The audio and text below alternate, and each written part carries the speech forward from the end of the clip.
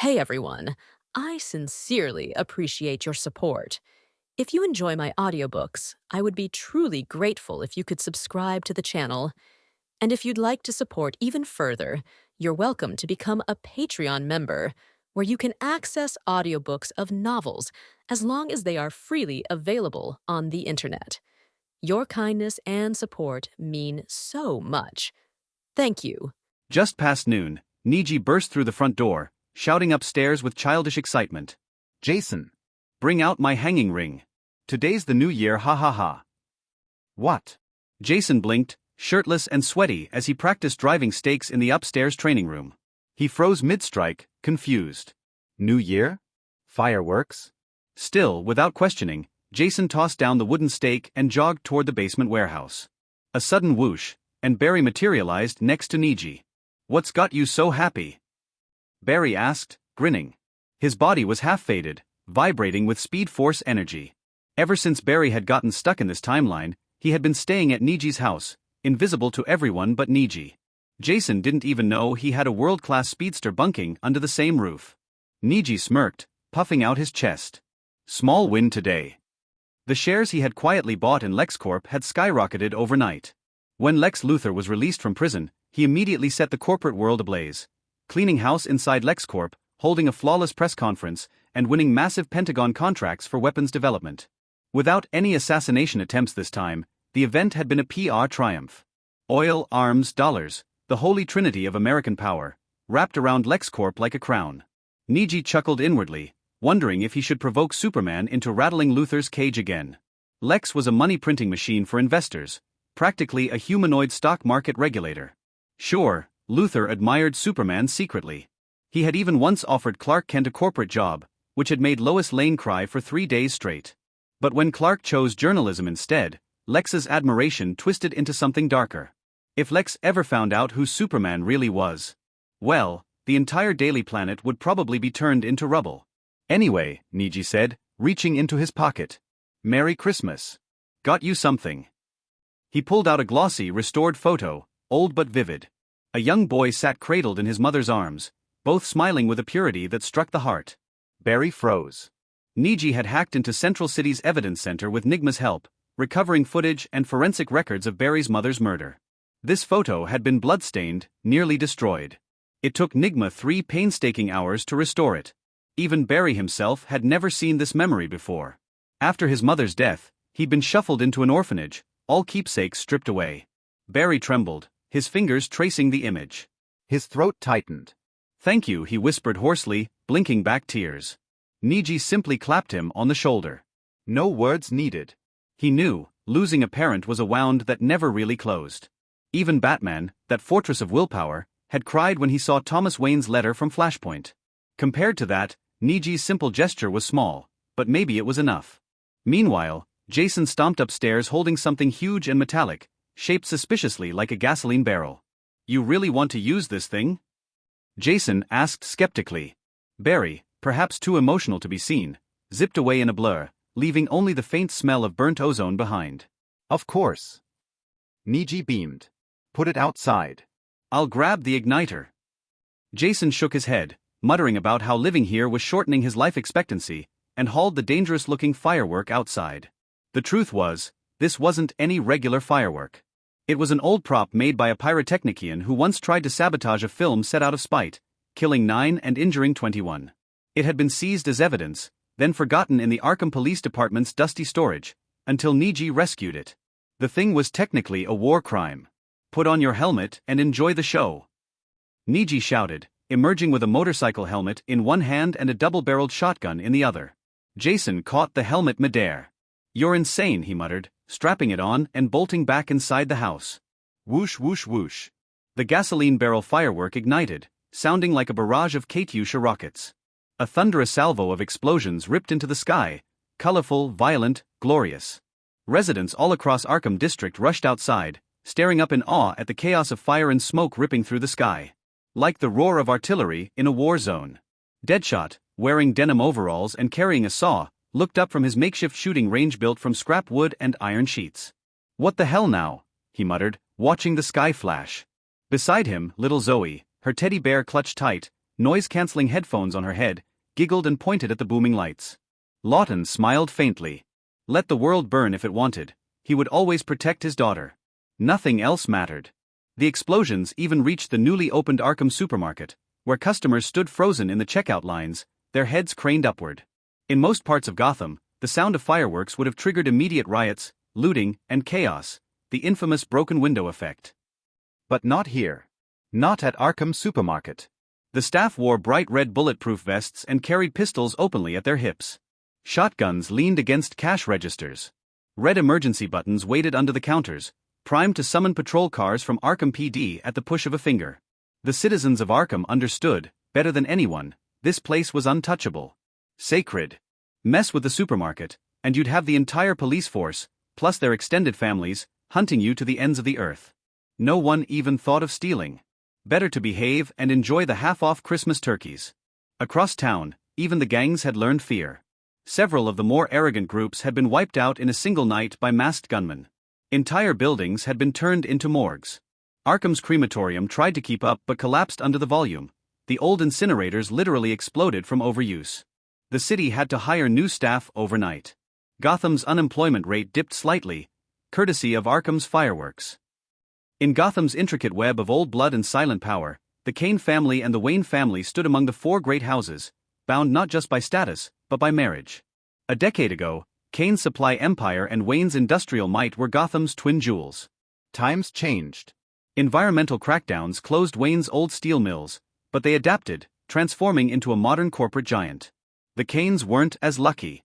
The once mighty ACE chemical plant had been shuttered. Upstream and downstream, their industries crumbled one after another. Yet somehow, after the attack at the auction, the Kane family didn't just survive, they thrived. While the market bled red, the Kanes moved like sharks. They acquired companies at fire sale prices, their fortunes rebounding overnight. Now the Kane family's eldest son found himself with the rare luxury of leisure, admiring cultural relics destined soon for Gotham's museum. Dad. Mom's calling you. Kate Kane kicked open the door to her father's private collection room. The place resembled a miniature museum. Glass cases packed with artifacts, walls adorned with photos of a younger Philip Kane during his world travels. It was a room heavy with memory and dust. Master Philip sat on the ground with no concern for dignity, rolling loose tobacco into crooked cigarettes by hand. A growing mountain of poorly rolled smokes teetered on a nearby cabinet. I know, he muttered, setting another messy cigarette aside and hauling himself up with a grunt. Kate, dressed like a nightclub rogue in a sleek black suit, was busy combing her slick-back hair in a mirror, striking a pose of exaggerated vanity. Philip didn't bother hiding his exasperation, storming upstairs with loud, stomping steps. The door creaked behind him. From the window, two figures slipped into the room, silent as mist. Catwoman landed first, light as a whisper, surveying the collection with a sly smile. She snapped her fingers once. A shadow followed her, Spawn, draped in black with a scarlet cape trailing behind him. His green, spectral eyes swept the room. Nothing of interest yet. Don't disappoint me, hero, Catwoman purred. They had struck a deal, recover the gun of Longinus, and Spawn would earn his freedom from a curse that twisted him toward monstrosity. Catwoman peeled off her hood, tying back her hair quickly. From her backpack, she pulled a maid's apron and a few white collars, disguising her tight leather suit. In less than a minute, she was a perfect housemaid, poised, polished, and ready. Tonight, the Kane family was hosting a Christmas gathering. New staff had been hired to prepare the mansion. Perfect cover. The gun of Longinus, hidden among the artifacts, wouldn't reveal itself through energy signatures. Only a faint soul-light residue from holy blood would hint at its presence. With head high and steps measured, Selina Kyle disappeared into the growing sea of servants. Outside the estate, a gray Ferrari purred to a stop at the gate. A bodyguard hurried over, opening the door with practiced precision.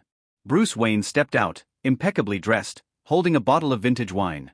Tonight, he was merely a guest. From a hilltop cloaked in darkness, Alfred monitored the situation from the Batmobile. Through Bruce's discreet ocular contact lens, a marvel of microtech linked to the Batcomputer, he watched everything. Facial recognition. Object detection. Threat analysis. It had taken Bruce's fortune and patience to acquire even a few of these rare lenses. Still, Bruce preferred his old tools, metal batarangs, smoke bombs, and when necessary, simple fists. Alfred sighed, adjusting his glasses and cracking open a parenting manual. Somewhere along the way, His role had expanded from butler to full-time crisis manager, even for adult wards. "I do hope Master Bruce remembers not to shovel food into his mouth tonight," he muttered. A flicker on the monitors caught his eye. A black Chevrolet van, headlights off, parked beneath the trees across the road. Inside, Alfred caught a glimpse of a heavy-set man lighting a cigar, the flame revealing the unmistakable hooked nose of Oswald Cobblepot. Alfred tensed, but made no move. The Batmobile stayed hidden, engines cold. Oswald leaned back in the Chevy seat, glancing at his phone. "Should I text Niji?" He wondered. He wasn't here for trouble, just playing chauffeur. Catwoman and Spawn needed a ride after their little operation. Like Wayne Manor, Kane Manor was isolated. Escape without wheels would be messy. Inside the grand hall, Bruce chatted lightly with his cousin Kate when a figure descended the staircase. "Bruce, long time no see," the woman said warmly. Bruce turned, offering a practiced smile. He rose and kissed her hand politely. "Madam," he said, formal, reserved. There was no real familiarity between them. Even as a child, Bruce hadn't known this aunt. Lindsay Kane, or whatever her real name was, had vanished into Black Ops decades ago.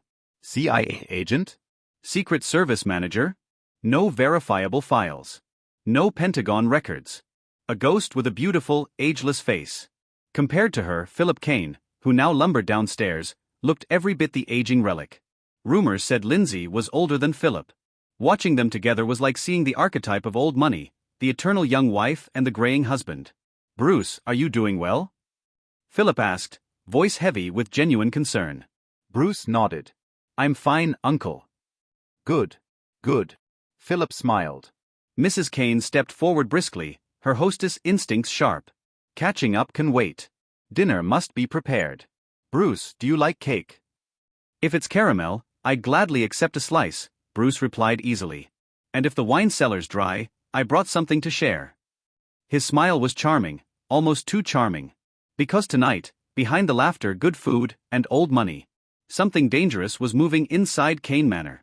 In the restaurant, shiny silver tableware has been placed on the long dining table, and the maids are preparing to serve the dishes. Mrs. Kane and Mr. Philip have already taken their seats, with Bruce sitting next to them. Only Miss Kate is absent. Nothing else, she was afraid. Compared to looking carefree in front of Mr. Philip, Kate was really afraid of her own mother, who squinted her eyes when she smiled. Although Kate didn't have much memory of her biological mother since she was a child, she would only occasionally see this busy working mother appear on birthdays or special holidays. Of course, not all is good. Just like her biological father Philip warned her when she misbehaved, "I will send you to your mother and let her take good care of you." It turns out that this warning threat is quite useful. Kate File-Size sister was pacing back and forth in the corridor. She didn't want to go to dinner because if she was wearing this outfit, she would go to the dining table. Her dear mother would pick her up by the ears and throw her back to the bedroom, asking her to dress more like a woman. Otherwise, she wouldn't mind finding some burly men to let her experience what it's like to be a woman. Okay, this is not like mother and daughter, more like enemies, but Kate doesn't dare to bet, because she feels that her mother will really do it.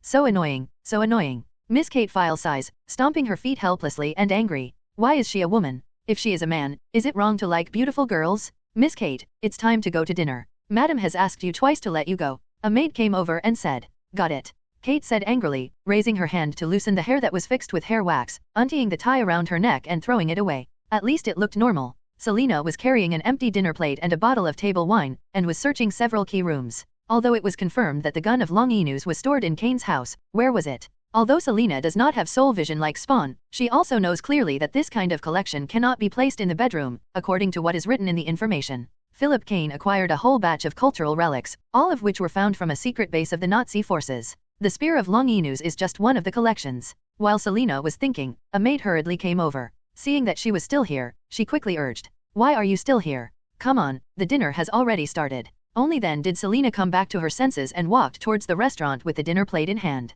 She was ready to seduce the old man, but if that didn't work, she would just capture him and torture him. With Spawn as a thug, Selina has no worries. She can steal it smoothly, so she will be safe. If not, then find a way to take it away. She doesn't want to become a cat without human consciousness, not at all. At the dinner table, Mrs. Kane, who was smiling, looked at her baby daughter with kind eyes from time to time. "The atmosphere around me was extremely tense. Even Bruce is a little uncomfortable with this kind of cold violence. He doesn't even put the knife in his hand, nor does he put it away. On the other hand, Mr. Philip, it is time to eat and drink. He has already been used to it and cannot get used to it anymore." Selina came over with the wine. As soon as she encountered this atmosphere, she felt something was wrong and quickly lowered her head to serve the wine. Her arrival immediately attracted everyone's attention, mainly because they wanted to miss the tense atmosphere. But when he looked at it like this, there was a hint of smile in Bruce's eyes, which were full of words, pretending to be a little ignorant. It was like meeting her for the second time, the first time at the auction, but Bruce had already determined that she was Catwoman. It's just hard to express it, and Kate is just out of love.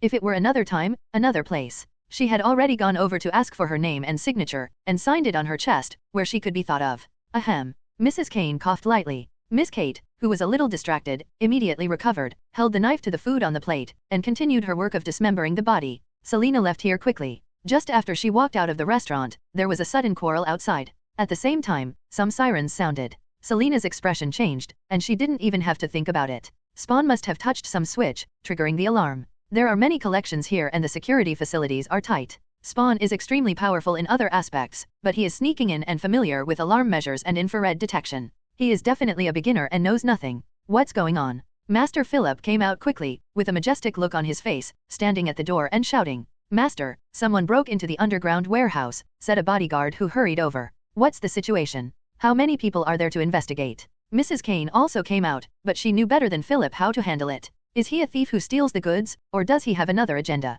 She had just come back from the CIA. Not many people knew about this. Could it be that she was the black woman? People who are engaged in the agent business have many things to think about, and they can associate a lot of situations with every little thing. What Mrs. Kane is worried about is her rival at work, Amanda Waller, who wants to cause trouble for her offline. Spawn, who was stuck in the underground warehouse, stared at the lockbox that was glowing with white light. He determined that it was a box for storing sacred objects. He went over and wanted to open it, but the alarm was triggered. The bodyguards were not worried. Although the other party had a gun, they were worried about the problems involved and did not dare to attack them forcefully. But the security system in Kane's mansion was activated, and the door to the collection room was sealed by layers of iron fences. Spawn picked up the box, used a hell magic, wrapped the flame around the iron chain, and suddenly hit it on the heavy safety door. There was a clang and sparks flew out. The security doors protected by layers of iron fences were cracked, and a piece protruded from the outside. The bodyguards were so frightened that they quickly took out their guns and pointed at the door, as if there was some monster inside. Under this circumstance, Bruce naturally wouldn't eat here anymore, and left without any excuse.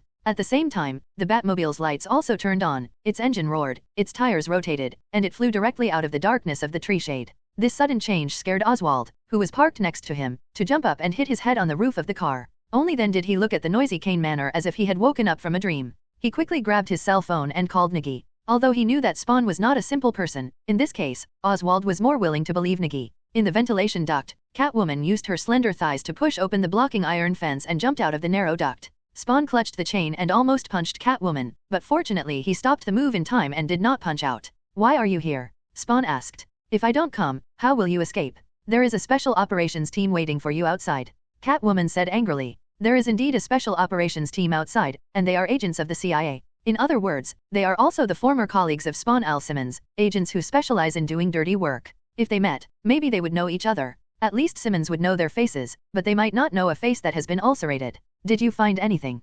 Catwoman asked quickly. She was more worried about the success of this mission than those special operations teams. She could only transform back into a human at night, and she was an ordinary cat during the day. I got it, but I can't open it. Spawn threw the safe in his hand to Catwoman. If he used magic to force it open, he might destroy the contents. It would not be difficult for this thing to fall into Catwoman's hands. Catwoman took out the lock-picking tool and stethoscope from the bag on her waist. She put it on and started to crack the password box. She only needed a little time. There was a loud squeaking sound, as if there was a leak of air. Spawn quickly looked over there. From the gap in the front door, hypnotic ability gas was floating inward. Damn it. Spawn's eyes narrowed, and he turned to look at Catwoman who was cracking the code, and then looked around. There was nowhere to hide, and nothing to resist. The ventilation duct where Catwoman came from was also releasing hypnotic ability gas outwards. Moreover, Catwoman's cracking work has reached a critical moment, and concentration is not allowed to make any mistakes. Spawn hesitated for a moment, but there were more and more hypnotic ability gases around him, so he couldn't hesitate any longer.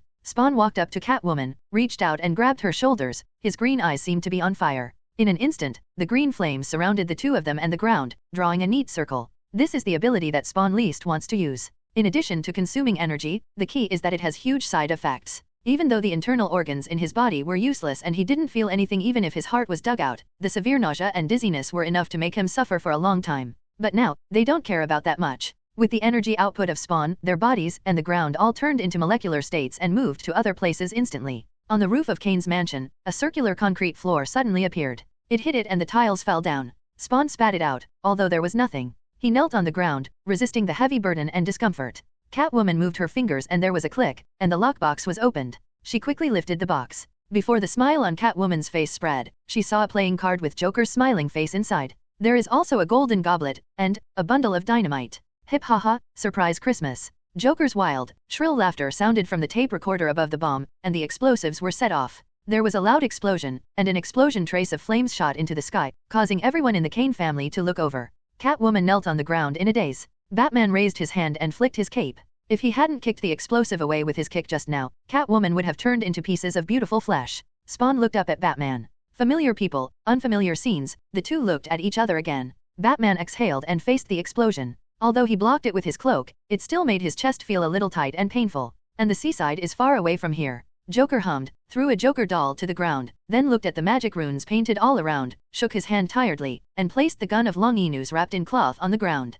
He, let's get started. I can already feel the carnival night coming. The Joker doll lying on the ground laughed with a proud look on his face. He could feel that even in hell, he could feel that that guy was coming and his plan was going to succeed. He didn't want to stay in this damn hell for another day. In hell, Joker sat on a chair built with the bodies of a group of demons. The ferocious heads of those demons were trampled under Joker's feet, wailing silently, and his tongues were tied. Joker holds a pair of big eyeballs in his hand and is playing the game of bouncing and tossing the ball up and down. It's so boring here. He was so bored that he wanted to kill all the demons in hell. However, there was no death in hell, only eternal purgatory and pain. Joker was sure that this hell was his punishment. He misses Gotham City so much now. Think about it, that place covered by clouds, driven by chaos, and abandoned by the gods. Marvelous? When everyone is crying and worried about work, salary, life, tomorrow, and other worries, they are rendered in gray. Joker's figure is colorful, incompatible with the surrounding gray and white scenes. He dances gracefully on the big stage in Gotham, performing the ballet Swan Lake, bringing those people a colorful world.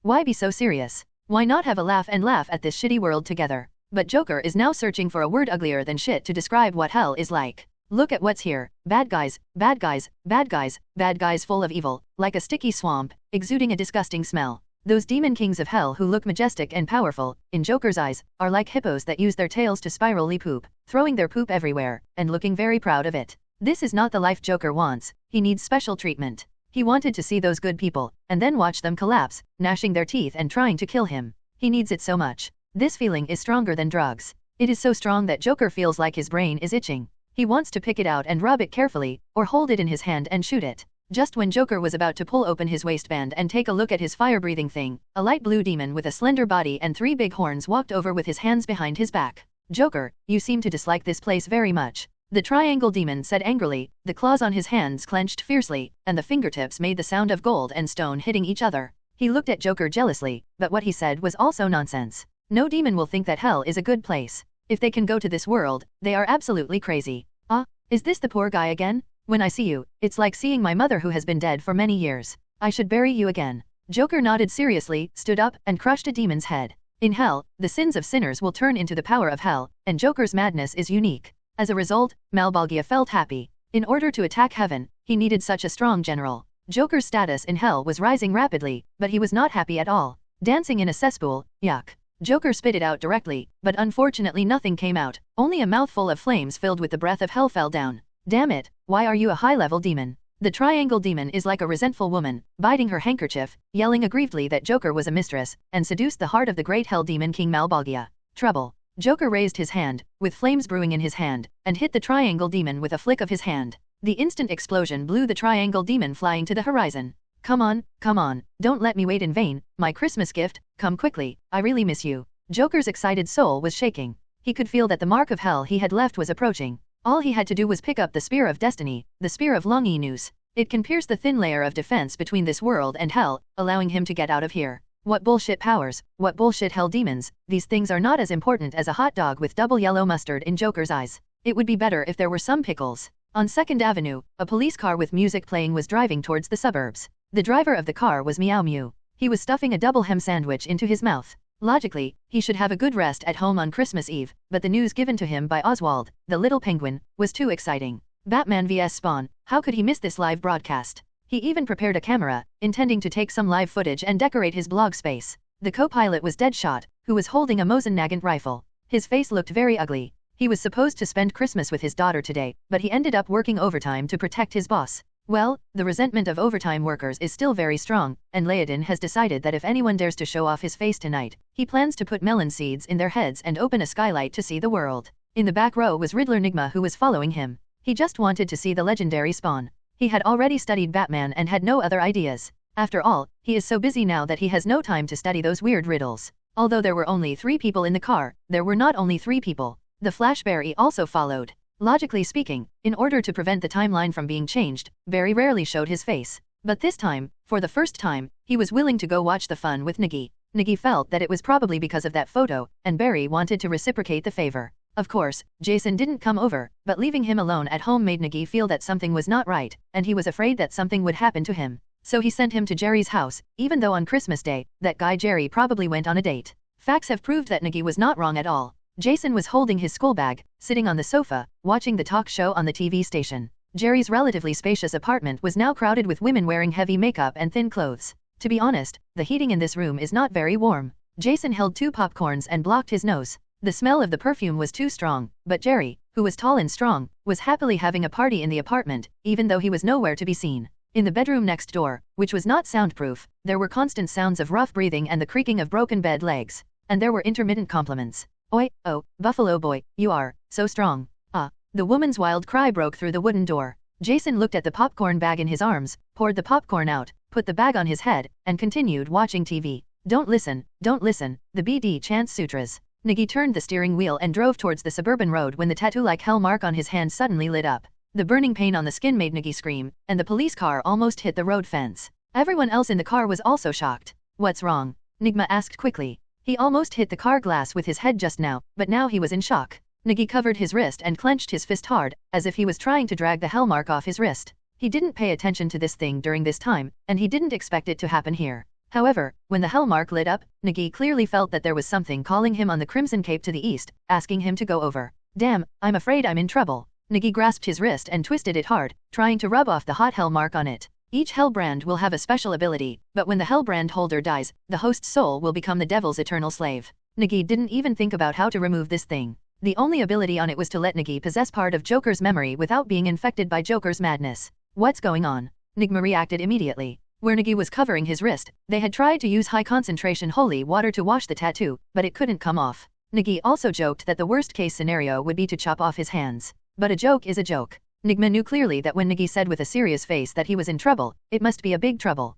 "I'm going to the Crimson Cape. You guys get off the car first," Niggy said with heavy breaths, beads of sweat breaking out from his forehead. The Crimson Cape was originally a place where whales were slaughtered. At that time, there was no application and refining of oil, and the blubber of whales gave birth to an industry based on whaling and hunting. As a relatively flat beach, when the whaling industry was prosperous at Crimson Cape, the water there was never clear. It was always red, and even the beach was dyed red. But now, Crimson Cape is just an ordinary dock with many idle factory warehouses. "Okay, but Laden will go with you, and I'll ask Otis to help deliver something." Nigma did not refuse. Because he is very self-aware, his force value compared with Niggy's is probably like a brick smashed by Niggy's punch. What he can do is to give Niggy the most appropriate support. Click. Laden, who was sitting in the passenger seat, loaded the Mosin Nagant rifle in his hand and grinned. "Boss, we can change positions. I hope you won't get motion sickness. Fasten your seatbelt and let's set off." Laodun sat in the driver's seat without hesitation and held the steering wheel to feel the feel. He hadn't driven in some days. Niggy didn't refuse and sat in the passenger seat.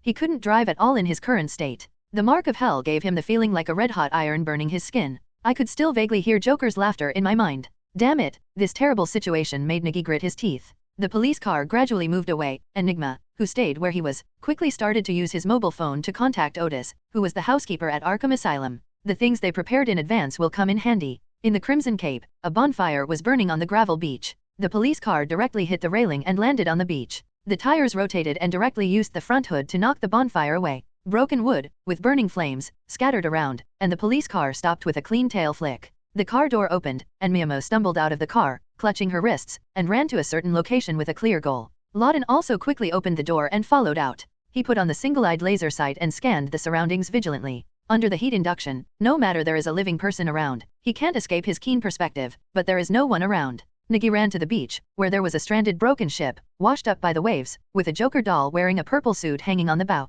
Seeing this doll, Niggy knew that the mastermind behind this incident was this Joker. Without saying a word, he grabbed it, threw the Joker doll to the ground, and kicked it in a ventive manner. "Oh my god, I'm so happy to see you again." Joker's voice trembling with excitement rang in Nagi's mind. Stop talking nonsense, what do you want to do? Nagi shouted sternly, looking around, staring at the deep, dark sea and the foaming waves. It's nothing. I just asked you to hang out. By the way, Merry Christmas. I've prepared a gift for you here. Okay, don't be so nervous. You've killed me many times. Joker's thin voice uttered the last few words. The hell mark on Nagi's wrist instantly began to spread, covering Nagi's entire arm like a tattoo. Out of Nagi's control, he grabbed his arm directly towards the ground. Nagi was startled by this unexpected situation. Joker doesn't care about whether Nagi is willing or not, or how he should be deceived. It would be useless if he doesn't talk about it. Only by doing it himself can he have enough food and clothing. On the ground, Nagi's arm controlled by the Hellbrand grabbed the head of a gun buried in the sand. As soon as he touched the gun of Longinus, a bright white light rose straight into the sky, just like the tail flame of a meteor streaking across the sky and burning in the atmosphere. The hell mark on Nagi's arm was dispelled with a snap under this bright white light. Only the traces of the Hellbrand still remain on his wrist. Nagi held the spear of Longinus and instinctively inserted the head of the spear like a double-edged dagger into the ground. Thank you, Nagi, I received my Christmas gift. Ha ha ha ha ha ha ha ha. Joker in hell threw his head back and laughed. A red ripple flashed past, and where the spear of Longinus was inserted, the fluctuations of hell began to fill the air. The phantom of hell was connecting with the real world. Nagi dropped the gun of Longinus and knew that this was a big deal. Barry's figure instantly appeared next to Nagi. No change could be seen on his face, but his eyes were full of doubts. The Joker in hell opened his mouth wide, first stretched out his hand to open the mouth to an exaggerated posture, and then stretched out his hand to take out a ball from his mouth, a dark green soul ball. This is another him, the Joker soul who plays guessing games with him in the fire of hell, but he is not the winner. So, he became Joker's first meal in hell, like a toy merchant. Joker liked the ideas in his mind and there were many fun things to make. If he wants to leave hell, Joker has long been prepared to give up his identity as a demon and use his soul to resurrect his corpse in this world, but he has to die first. And I also need to divide the energy in my body, and prepare a generous gift for Gotham City. Today is Christmas. Joker grinned, yanked the soul ball in his hand, and threw it into the pile of scattered demons that he had torn apart. Along with a burst of crazy shrill laughter, the demons wanted to scream and leave, but they were all swallowed up by the soul balls. A giant snake with a triangular head and a pale face, like Joker, climbed up from the ground and spread its wings fiercely, just like the legendary dragon, but without legs. With the same crazy eyes, Joker and it looked at each other without the need for words to communicate. They both knew what to do. The Joker dragon spread its wings, flapped it hard, and slammed forward. The boundary between the world and hell was like broken glass, and all shattered with a crash. A huge amount of crack slowly unfolded over the crimson cape, exuding a flame-red ominous aura. Attracting everyone's attention, a few little demons flapping their wings took the opportunity to fly out of hell. They greedily breathed the air of this world, looked at the dazzling array of human beings on the street with red eyes, and drooled. On the roof of Kane's mansion, Batman and Spawn punched each other and then dodged each other. They had to dodge, and the bullets below came up like a downpour. However, with the sound of buzz in the distance, it was as if someone had cut a gap in the sky with a sword. It was as red as blood burning, and along the gap, greetings from hell opened. What is that? Catwoman looked over there in surprise. Just one glance, and she felt twisted terror, just like the legendary hell, burning with endless flames and pain. Hell. Spawn answered her, looking over there with deep green eyes. He was all too familiar with this aura. Batman tugged on his omnipotent belt and held in his hand a silver table knife that was rumored to be able to kill vampires. It was given to him by Alfred as an amulet. But now it seems that this table knife is a bit small. I can't stay here anymore. The door to hell is open, and those demons will definitely rush in at any cost. Spawn stood up and jumped directly from the building, although it didn't have much to do with him. But he doesn't want this city to become the scorched earth of hell, nor does he want this world to become a part of hell. After all, there are many beautiful things in this world. Batman looked at Spawn's back and put back the silver knife in his hand. He felt a sense of consciousness, a consciousness of sacrificing himself for others. Spawn's decision had been made. I hope you have transportation tools. Batman took out several spherical flash bombs from his belt and threw them downstairs. There was a burst of bang bang bang, and the special operations team below, as well as the bodyguards, all covered their eyes and screamed. With a whoosh, Batman unfolded the cape behind him and flew down, while Spawn was already running forward quickly. The previous magic transfer put a heavy burden on his body, and he didn't want to try the feeling of life being worse than death again. Batman flew over his head, and the Batmobile rushed over quickly from the shadows. The roof of the car was opened, and Batman jumped directly in. Alfred gave him the driving position. Want to bring a friend? Alfred asked with a smile. He had seen what happened just now, but he was very relieved. My young master is a handsome man, and he also understands the sympathy between men. This kind of friendship is very rare. Unnecessary. Although Batman said this, his movements were not slow at all. He ejected a folding motorcycle directly from the Batmobile. The tires are very small and are placed on the engine at the back of the car. They look a bit like an electric car and are pure black. He will catch up, Batman said to himself, adjusting the Batmobile's engine to the highest gear. Flames spurted out directly from the engine exhaust pipe at the back. With strong propulsion, the Batmobile rushed forward like a rocket. Spawn looked at the folding motorcycle left on the ground and shrugged helplessly. This car isn't bad either. Spawn sat on the folding motorcycle, and the scarlet cape behind him seemed to come alive, expanding and wrapping the entire folding motorcycle. The next moment, the scarlet cloak turned into a metal outline, turning a folding motorcycle into a metal-heavy motorcycle with a vehicle-mounted heavy machine gun on it. The chains were flying. Spawn moved his wrist, looked at the Batmobile that had disappeared, turned the throttle and chased after him. On the road, Oswald was startled by the Batmobile speeding by. Before he could recover, the faster Spawn also rushed over on his heavy motorcycle. Each one was faster than the other, but Oswald couldn't complain, because he also saw the crack in the sky, straight, like thunder and lightning in the sky falling to the ground. There was an ominous atmosphere exuding from the crack, and countless red-skinned little devils with flapping wings and horns flew out from inside and began to destroy Gotham City. A hole, let her go. A man saw a red-skinned little devil at home, smashed the window glass and flew in, trying to bite his wife with his bloody mouth open.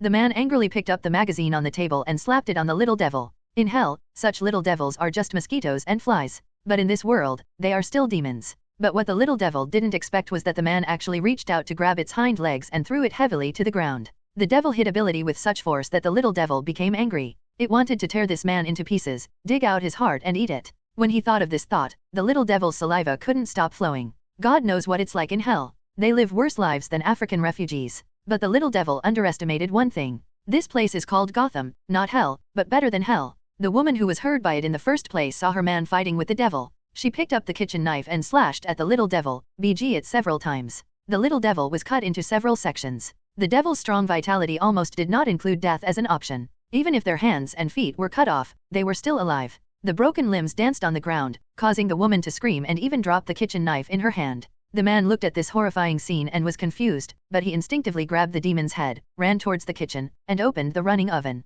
Inside is a discounted Christmas set meal bought from Arkham Supermarket. It contains cans, cakes, vegetables, etc. It is a wonderful Christmas dinner, but... The man threw the little devil's head directly in, then quickly closed the oven door and adjusted the temperature to the maximum. The demon's powerful vitality makes death difficult to reach before encountering something that can restrain it, but this kind of burning pain is not something that ordinary demons can bear. With the little devil's scream, the Christmas meal exploded, and the little devil's head was burned into a piece of coke. Scenes like this happen all over Gotham. Some drug addicts who have consumed too much even hallucinate these little man-eating demons as succubi from hell. But Nagi, who was facing the crack in hell, didn't look happy at all. A ferocious Joker dragon crashed out of the crack, with huge amounts of head wearing a crazy smile. This shocking scene did not bring any psychological disturbance to Nagi. Instead, he looked at the Joker dragon calmly and analyzed its weak points. Although this thing looks like a hair-tail fish with wings, its strong sense of oppression is enough to make up for its appearance. Nagi held the Spear of Destiny tightly in his hand, and didn't even notice that the palm of his hand was cut open.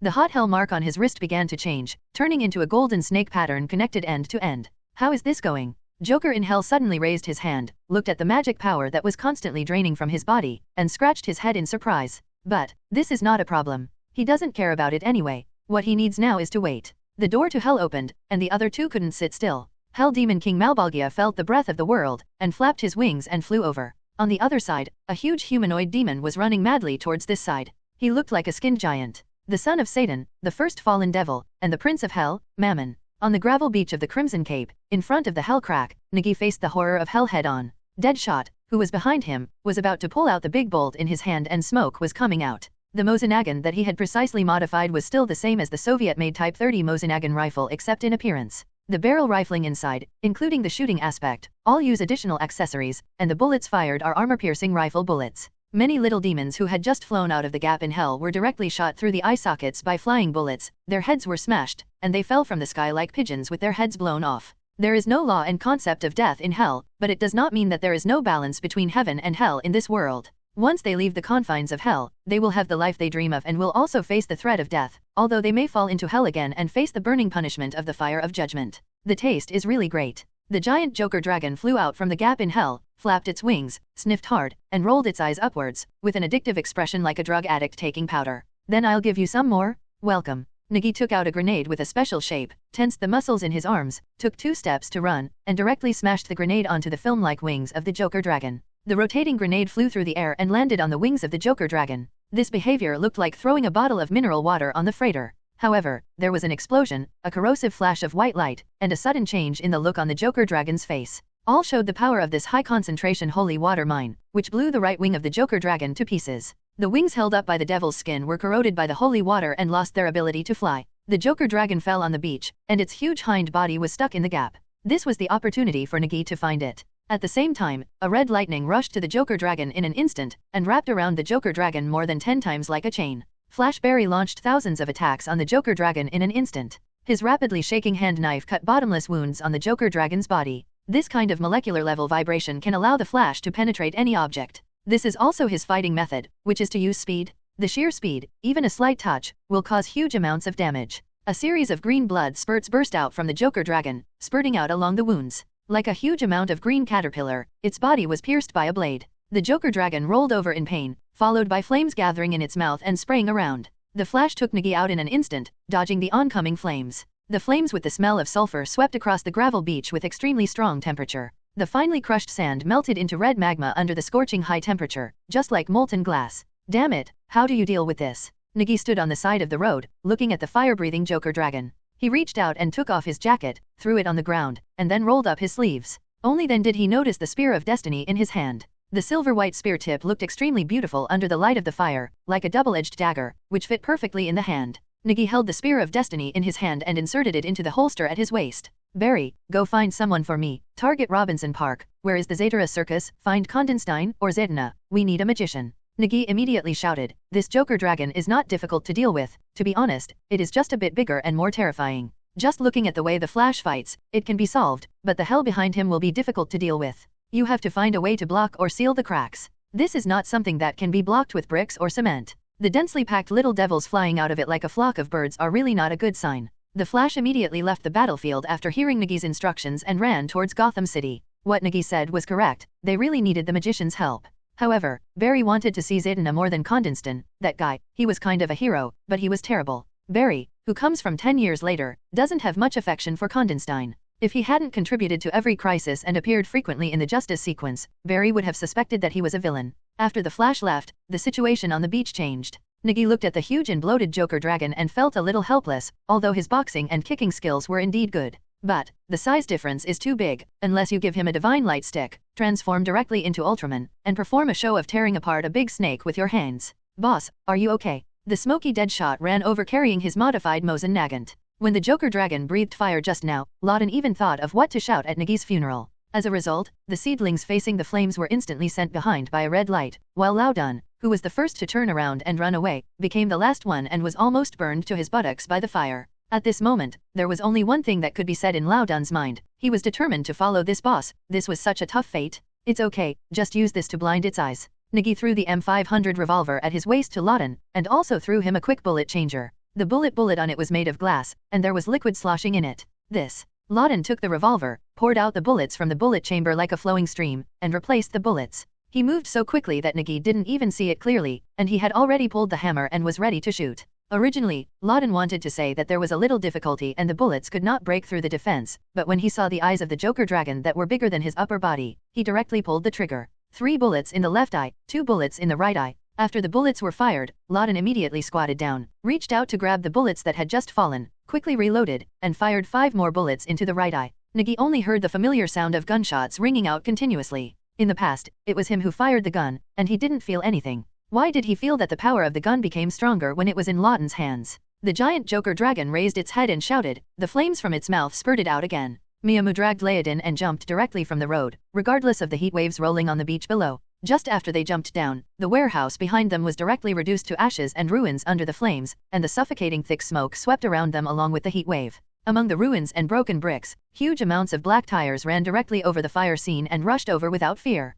Batman, there's a wall in front of this. Alfred used the co-pilot's joystick to control the driving of the Batmobile. In order not to reveal their true identities, both of them were called by code names. Alfred called Butler Man. He took it himself because he likes this profession very much. But no matter how much he loved this profession, there was nothing he could do to make him hit the car directly from an obvious dead end. Calm down, Butler Man, just drive. Batman activated the onboard weapons system of the Batmobile. The main driver's seat where he was sitting had shrunk and transformed into a weapons console. The Batmobile carries small explosive missiles, which were originally used to destroy some walls and ruins. Although the original design concept of this vehicle was an engineering vehicle used to repair bridges, Batman held the weapon console, pointed it at the burning bricks and tiles in front of him, and immediately launched the missile. 2 blasting missiles in front of the tank, with white trails, penetrated into the ruins blocking the road. With a bang, a road was blown out. The blown bricks and tiles fell from the sky with flames like flowers scattered by a goddess. The Joker dragon, which was breathing fire and screaming in pain, suddenly felt something.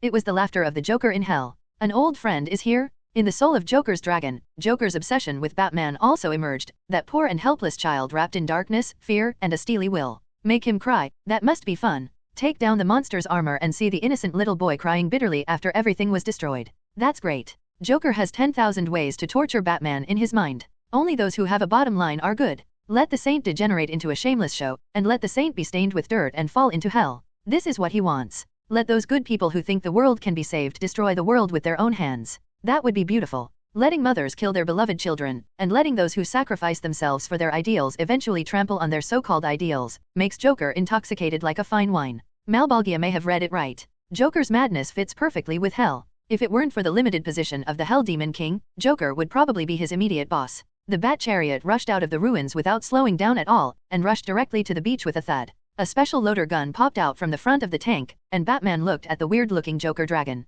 Just that makeup made him feel uncomfortable. The principle of not killing, that means not killing. Is this a human being? Batman didn't need to think, he just pulled the trigger. 270 rounds of bullets turned the barrel of the loaded machine gun red, as if it had just been taken out of a furnace, exuding high temperatures. He doesn't like to use firearms, except for grapple guns, because his parents were killed by gunshots, so he has various stereotypes about this kind of human murder weapon, but the most important thing is, when you pick up a gun to kill, it's easier than picking up a knife or a stick. You just need to pull the trigger. Simple and efficient. The Batmobile flicked to an emergency stop and stopped in front of a group of red magma liquid. A large crater was burned out on the beach, which was filled with melted magma, and the terrain changed. Buzzing, buzzing, heavy engine sound sounded from behind, and Batman, who had just leaned out of the tank, turned his head to look. A vehicle with a unique shape, like a huge angle of attack, with a metallic luster, rushed towards this direction, knocking away all the bricks and tiles blocking the road. Like a rampaging bulldozer, it rushed over. Batman immediately got into the car and moved the Batmobile away.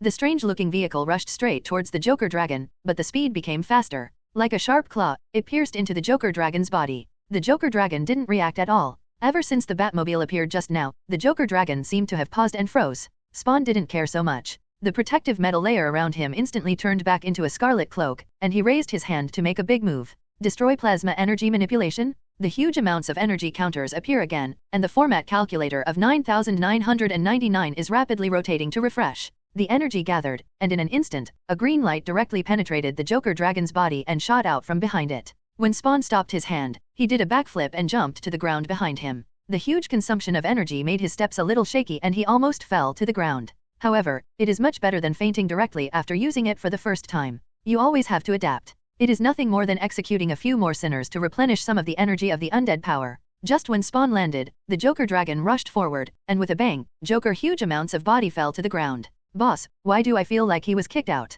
Standing on the edge of the beach, Lawton held the Mosin Nagant rifle in his hand, looked at the Joker dragon that fell to the ground like a dog chewing mud, and said with some doubt, "No doubt about it, that's it." Nagy smoked a cigarette, rolled up the cuffs of his white shirt, and the hands stretched out from the cracks were like the arrival of a giant. 2 big hands stretched out from the crack in hell, as if chasing the last subway, trying hard to pull the crack open. At least that's how it looks from outside the hell crack. If he were in hell, with his head raised like Joker, the Prince of Hell who was stretched straight and almost torn in two, he would want to laugh. This is so funny. Let me go. I want to reach this world. I want to surpass my father. I am the strongest devil. Mammon, the demon Prince of Hell, grabbed the crack and screamed with all his strength, trying to break away from Malbolgia's claws, but was unable to do anything. He could only hold on to the crack to prevent himself from being pulled back. Faust, where is my carrier? Where is my descending body? Mammon shouted loudly to his believers that without a carrier, he would be targeted by the laws of this world if he went out, and would be forcibly kicked back to hell to accept the burning of the fire of judgment. Damn you BD, I will kill you today.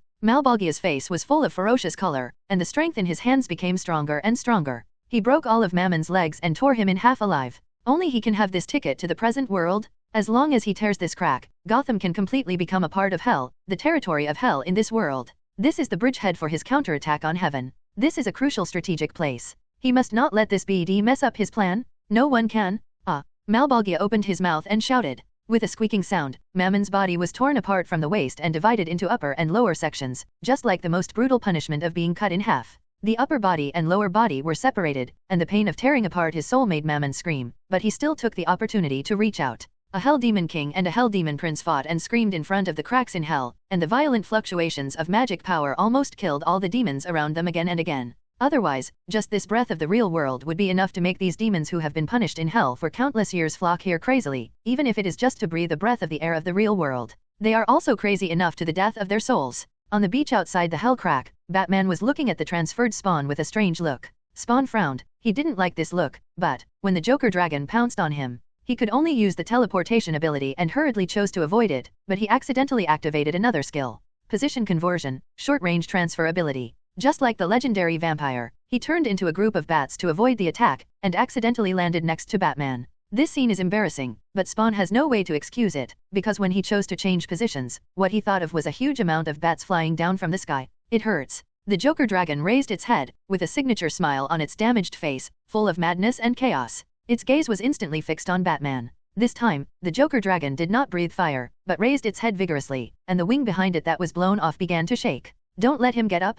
Deal with him," Nagi shouted from behind. This was obviously about to use his ultimate move, so interrupt him first. Sapling. Upon hearing the sound, Batman and the others turned to look at Nagi and Deadshot, who was on guard with a gun behind him. However, for the time it took to look at each other, there was no fool present. The only problem is that it is their first time to face such a big thing, so they are a little unfamiliar and a little scared. Now that Nagi has shouted out, they are also in trouble. Hesitation cannot solve the problem. Only in battle can they find the opponent's flaws and deliver a fatal blow. Batman was the first to rush over. The grappling gun in his hand shot the Joker Dragon's belly with a clear target. The rope tightened and pulled him into the air. His target is Joker's only good wings. No matter how you think about it, this guy, who is not a known biological type, needs wings to fly, so that will ruin it. The grappling hook gun was taut to the end, and Batman immediately shot out the hook wire on his wrist, used the force to swing it, and jumped behind Joker. "I hope the explosives will be effective," Batman said somewhat unconfidently, throwing out all the ball-shaped explosives on his omnipotent belt. Dang, dang, dang, all the spherical explosives landed on the key parts of the wings.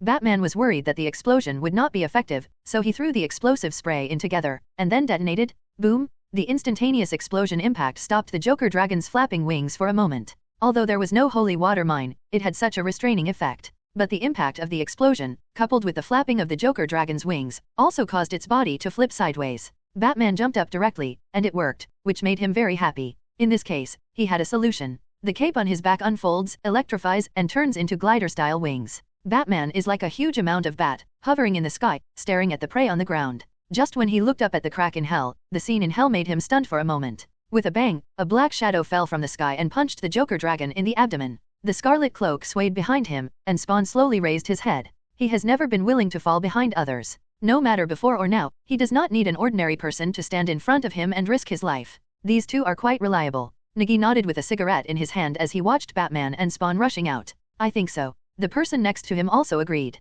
Nagi nodded, suddenly stunned. He turned to look to the right. Deadshot Lawton was aiming his gun, and the sound came from the left, which was a bit unfamiliar. "Barry?" Miyagi asked tentatively, turned around suddenly, and punched the man with a punch. The man's hand was still good, so he raised his hand to block it. As a result, Miyagi suddenly changed his attack and hit him directly with an elbow. The man took 3 or 4 steps back, and Nagi chased after him, kneeing him head-on. His moves were so brutal that he didn't give his opponent a chance to counterattack. The man quickly raised his head, wearing a metal-patterned mask. He was the black magician Faust, with a strange color in his eyes. It was an illusion. Nagi reacted immediately. However, the next second, Faust flew out upside down, and the illusion had no impact on Nagi. He didn't use any strength at all, and hit him with all his strength, almost knocking off half of Faust's life. Faust stood up quickly, raised his hand and touched the ring on his finger. The protective magic was there, but it didn't take effect just now. Faust looked up at Nagi, suddenly a little strange, and the illusion he had just done didn't work. That directly affects the subconscious mind. Unlike other magic that requires magic power, this one is more similar to the instantaneous consciousness hypnotic ability.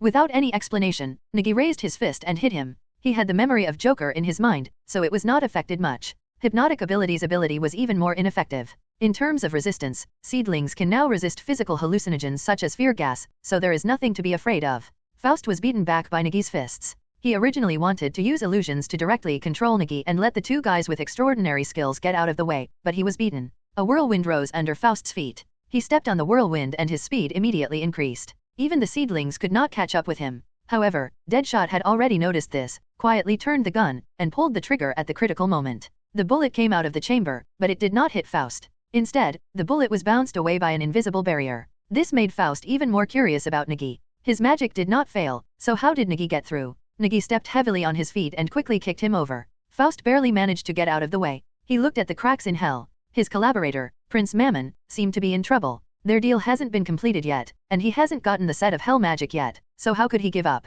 It's not like everyone is a Condenstein who refuses to admit his debts and has to cover his hair before going out. Sneeze. Condenstein, who was dragged by the Flash in downtown Gotham, looking for things everywhere, raised his head and sneezed. Let him play with you, I still have business to do. Faust clapped his hands, and the ring magic on his finger was triggered. A black portal suddenly appeared like a black hole, and a tall zombie ran out of it. The undead zombie Solomon Grundy was the biggest surprise Faust received in Gotham. At first, he just followed Mammon's guidance to find the demon who was like a beacon. As a result, he encountered the body of Solomon Grundy in the swamp. Of course, the swamp monster sleeping deep in the swamp was an existence that Faust did not want and did not dare to provoke. But Grundy was enough. Of course, he also tricked Condenstein several times. Faust was still very proud. After all, he could no longer get his magic scroll back. But thinking of this, Faust suddenly discovered that Condenstein was also here for Nagi. The devil in the beetle was the coordinates Condenstein left. Faust took a deep look at the seedlings, turned around and flew towards the crack of hell. Using the magic of levitation and the whirlwind under his feet, Faust flew away as lightly as a feather.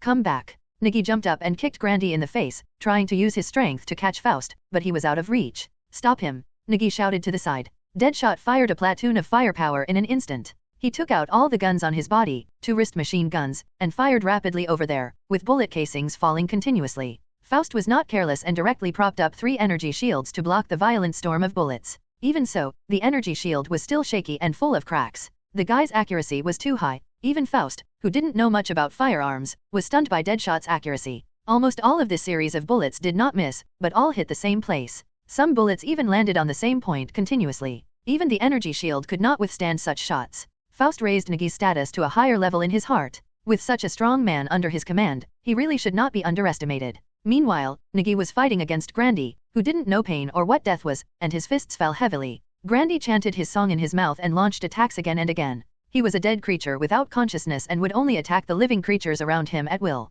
The terrifying force that can easily overturn a large truck is comparable to an invulnerable body, and it does not feel the slightest pain. Even if his head is blown to pieces, he can recover quickly. This is quite tricky. Nagi's heart was burning with anger. Grundy's speed was not fast enough and his movements looked very clumsy. Nagi waved his fist as if to vent his anger and hit him with heavy energy. Grundy was punched in the jaw by Nagi. He raised his hand and punched Nagi, who had already hit Red Eyes. He didn't notice this at all and was directly knocked away by this swinging punch. After landing on the ground and rolling out several times, Nagi immediately turned over and jumped up, looking at Grundy fiercely. The brand of Ouroboros on Nagi's wrist began to spread. Nagi took out the holy flame hammer with his backhand. Only then did he remember that there was this thing. With a click, the flames burst out. This time, the flame was very strange. It directly attached to Nagi's arm and spread upwards. Nagi didn't feel it. He just felt very depressed and wanted to tear something to vent his anger.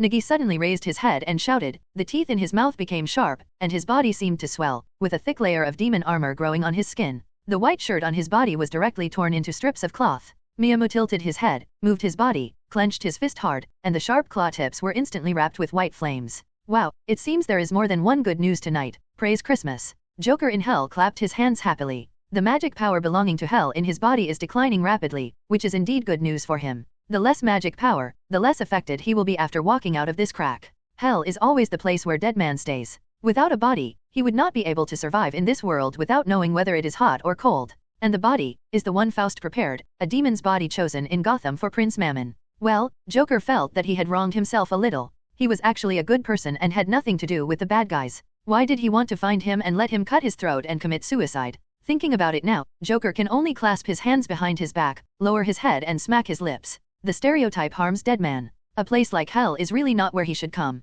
It's too rubbish. Forget about heaven. If he goes to heaven, he will not be able to help but blow up heaven. As expected, only Gotham is his home. Joker opened his hands, looking forward to the next moment. Nagi, who was outside, grabbed Grundy and punched him flat in the face. The devil's armor, accompanied by holy flames, adorned Neamu's body, and also gave him huge amounts of power. The steady stream of power was enough for him to crush the BD in front of him into a flat shape, and then shout, "Who else?" Solomon Grundy's tall body was smashed directly to the ground. With a bang, a large human-shaped crater appeared on the loose gravel beach, as if it had been bumped by a cannonball. It hurts me to death. Nagi's face was grim, and the armor that belonged to the devil was burned by the holy fire. The pain from his soul made him unable to endure the torture from Hell's judgment. As Nagi bowed his head and arched his back in pain, the demon armor on his body instantly shattered, and white holy fire fell all around, burning the fragments. What the hell? Sweat was pouring out in large drops on his head. Nagi looked at his right wrist. The black tattoo-style hell mark had disappeared, replaced by a golden Ouroboros. Just like a bracelet on the wrist, the two energies belonging to hell and heaven have reached balance and stability in an extremely strange state. After clenching his fist hard, Nagi had no time to study this and quickly raised his head to look ahead. While Faust was flying across the battlefield with an energy shield, he was hit by a batarang thrown by Batman. Followed by the roar of flash bombs. This move is inevitable even for black magicians, but it is equally effective. Faust raised his hand to cover himself due to the stimulation of the bright light. He couldn't see the way ahead clearly and suddenly crashed into the crack of hell. A huge amount of palm suddenly stretched out from the crack of hell and grabbed Faust like a chicken. Faust's body was almost crushed by the opponent. Batman and the others also looked up. Only Spawn's eyes were a little weird, like disgust. An eye larger than Faust's body suddenly appeared in the middle of the crack in hell, spinning up and down, as if someone was lying on the crack of the door looking out. Take out what you should take and hand me the Spear of Destiny. Malbukia shouted excitedly, and even across the gap in hell, his shouts swept over like a Category 8 typhoon. Batman and the others were almost blown away by the sudden strong wind. At the critical moment, Batman used his hooks to fix his body, and he was able to stand firm. Nagi's body was blown by the wind, and he quickly jumped into the human-shaped pit, using the undead zombie Grandy as a cover to hide in it. Although this strong wind was terrifying, Nagi heard the words about the Spear of Destiny and quickly reached out to touch his waist. The Spear of Destiny inserted in the cowhide holster was trembling slightly, as if it had encountered a resonance effect. Not here with me, Faust shouted in a weak voice. Malbukia's eyes moved around in a circle close to the upper seam of the hell crack. With his weak induction, he immediately locked on Nagi. Bring over the Spear of Destiny, Malbukia roared. Nagi turned around and ran away. Where was the fool? Didn't you see that Faust was crushed and exploded into a ball of black smoke? Malbukia's big hand stretched out towards Nagi, but the distance was too far and he couldn't reach it. Without the power of the Spear of Destiny, he didn't have the ability to tear open this rift in hell. Why do you open the door so small? Malbukia gritted his teeth and shouted, the Spear of Destiny is like a key, you can open the door if you get it. Now it's just a gap. Malbukia suddenly discovered something, and his eyes instantly focused on Spawn. This was his precious warrior. Spawn also looked up at his boss. Because of his obsession to see his wife again, he signed a contract with Malbukia and became the Spawn who was resurrected from the corpse, hunting souls for the demon army of hell, and he came to Gotham because of Malbukia's order. Batman also discovered something. He turned his head in disbelief and stared at Spawn. Bring him back to me, Malbukia ordered. Spawn is not following orders, he is resisting. However, there was an agreement hidden in the contract that forced Spawn to carry out the order and turn around and walk in the direction of Nagi's escape. When making a deal with the devil, don't expect to pay only your soul. The moment your name is placed on the contract, everything he owns will belong to the devil. Where are you going? Batman put away the grappling gun and looked at Spawn with cold eyes. Spawn didn't pause or defend himself, he just walked forward. Just now they were teammates fighting together. Now, Batman had a cold face, turned to look at Malbukia's big hand and eyes, threw 2 batarangs, and flew forward whistling. Unfortunately, before he could fly in front of the crack in hell, he was knocked down by the pressure from Malbukia. The smile on the face of the Joker dragon, which was lying on the ground pretending to be dead, changed, and its body immediately expanded. Batman, who was standing on top of it, felt the fluctuation under his feet and ran forward quickly. Seeing Spawn walking in front, Batman hesitated, raised his fist and smashed Spawn in the face. Please wake up. Spawn raised his hand to block Batman's fist, and the green flames in his eyes burned instantly. It's you who should wake up. With a click, Spawn's power exploded. With the blessing of the power of the dead, he easily broke Batman's wrist, just like breaking a popsicle stick. But what he received was another heavy punch from Batman, without hesitation, as if the broken wrist was not his own. Batman's fist landed firmly on Spawn's face, and at the same time he hit Spawn with an elbow, kicked, and kicked. Spawn was kicked to the ground, looking a little dazed. He didn't expect that an ordinary person would make such a punch. Batman raised his hand and clenched his fist and continued to punch Spawn in the face. Is this who you are? Batman gritted his teeth and asked, then punched him again. Spawn even wanted to cry, human? Is he a human? After kicking Batman away, Spawn stood up. Tears could no longer flow from his eyes. The black uniform faded from his body, and the scarlet cape also disappeared. At this moment, in front of Batman is a man whose skin is ulcerated and looks like a corpse, Al Simmons. Batman turned over and stood up, reconnected the broken wrist, clenched his fist hard, and locked the movement. Ordinary people. Al Simmons laughed. The next moment, Batman pounced on him with a fist and knocked him to the ground with one punch, but immediately after, Simmons stood up and knocked Batman to the ground. The fight between the two of them made Malbukia look coldly. This Joker-like trick made him very irritated. Your Majesty, the Great Demon King, let me help you. Joker walked over with a smile, and jumped out of the crack in hell under Malbukia's gaze. At the same time, the Joker dragon on the beach suddenly exploded. The swollen body exploded, setting off a thick green smoke around it, accompanied by the shrill laughter of countless Jokers. When Jokers appear in groups, it is definitely not a grand circus performance, it will only make people feel scared. Batman wasn't scared, but he was distracted. Because he had a very bad prediction, a premonition that made him want to pick God out and beat him up. Joker was about to come out. Well, that's nonsense, because the green smoke has filled the air, and Al Simmons, who was distracted during the fight and took off his Spawn uniform, will tell him what the consequences will be. A clean kick directly kicked Batman away. Batman flew backwards into the green smoke and fell heavily to the ground. The pain in his body made him even more irritable. "Are you here to greet me? I'm so touched." Joker, whose whole body seemed to be burned, jumped out of the smoke, stood next to Batman and clapped his hands. Batman didn't hesitate, and gave Joker a Gotham welcome ceremony, punching him in the face. "Oh, you're going too far." The fist landed on Joker's face, but it didn't feel like it hit a solid object. It felt like it hit the air. Joker's figure shook twice and then disappeared. It seems that everything just seemed like a dream, but Batman doesn't believe in dreams. The most reliable guess and judgment is that this is an illusion. The humming sound of engines sounded all around. Batman quickly turned his head and saw two strong lights piercing the green smoke. Accompanied by the sound of the engine, they rushed wildly and saw those Joker-like demons on the road. In other words, it was a puppet. It was directly knocked away by the strong outer armor of the Bat Chariot, and was directly crushed by the wide tires. The butler man sitting in the car, Alfred, was so angry that he stepped on the accelerator to the bottom, turned the steering wheel, and rushed through the smoke, looking for Batman. Poor Alfred is gnashing his teeth now and his eyes are shining with tears. He can accept everything that life brings: war, sacrifice, pain, and separation. But he couldn't accept that when he saw Bruce's body, that strong boy should not die here. Not worthy of being buried in a cold grave.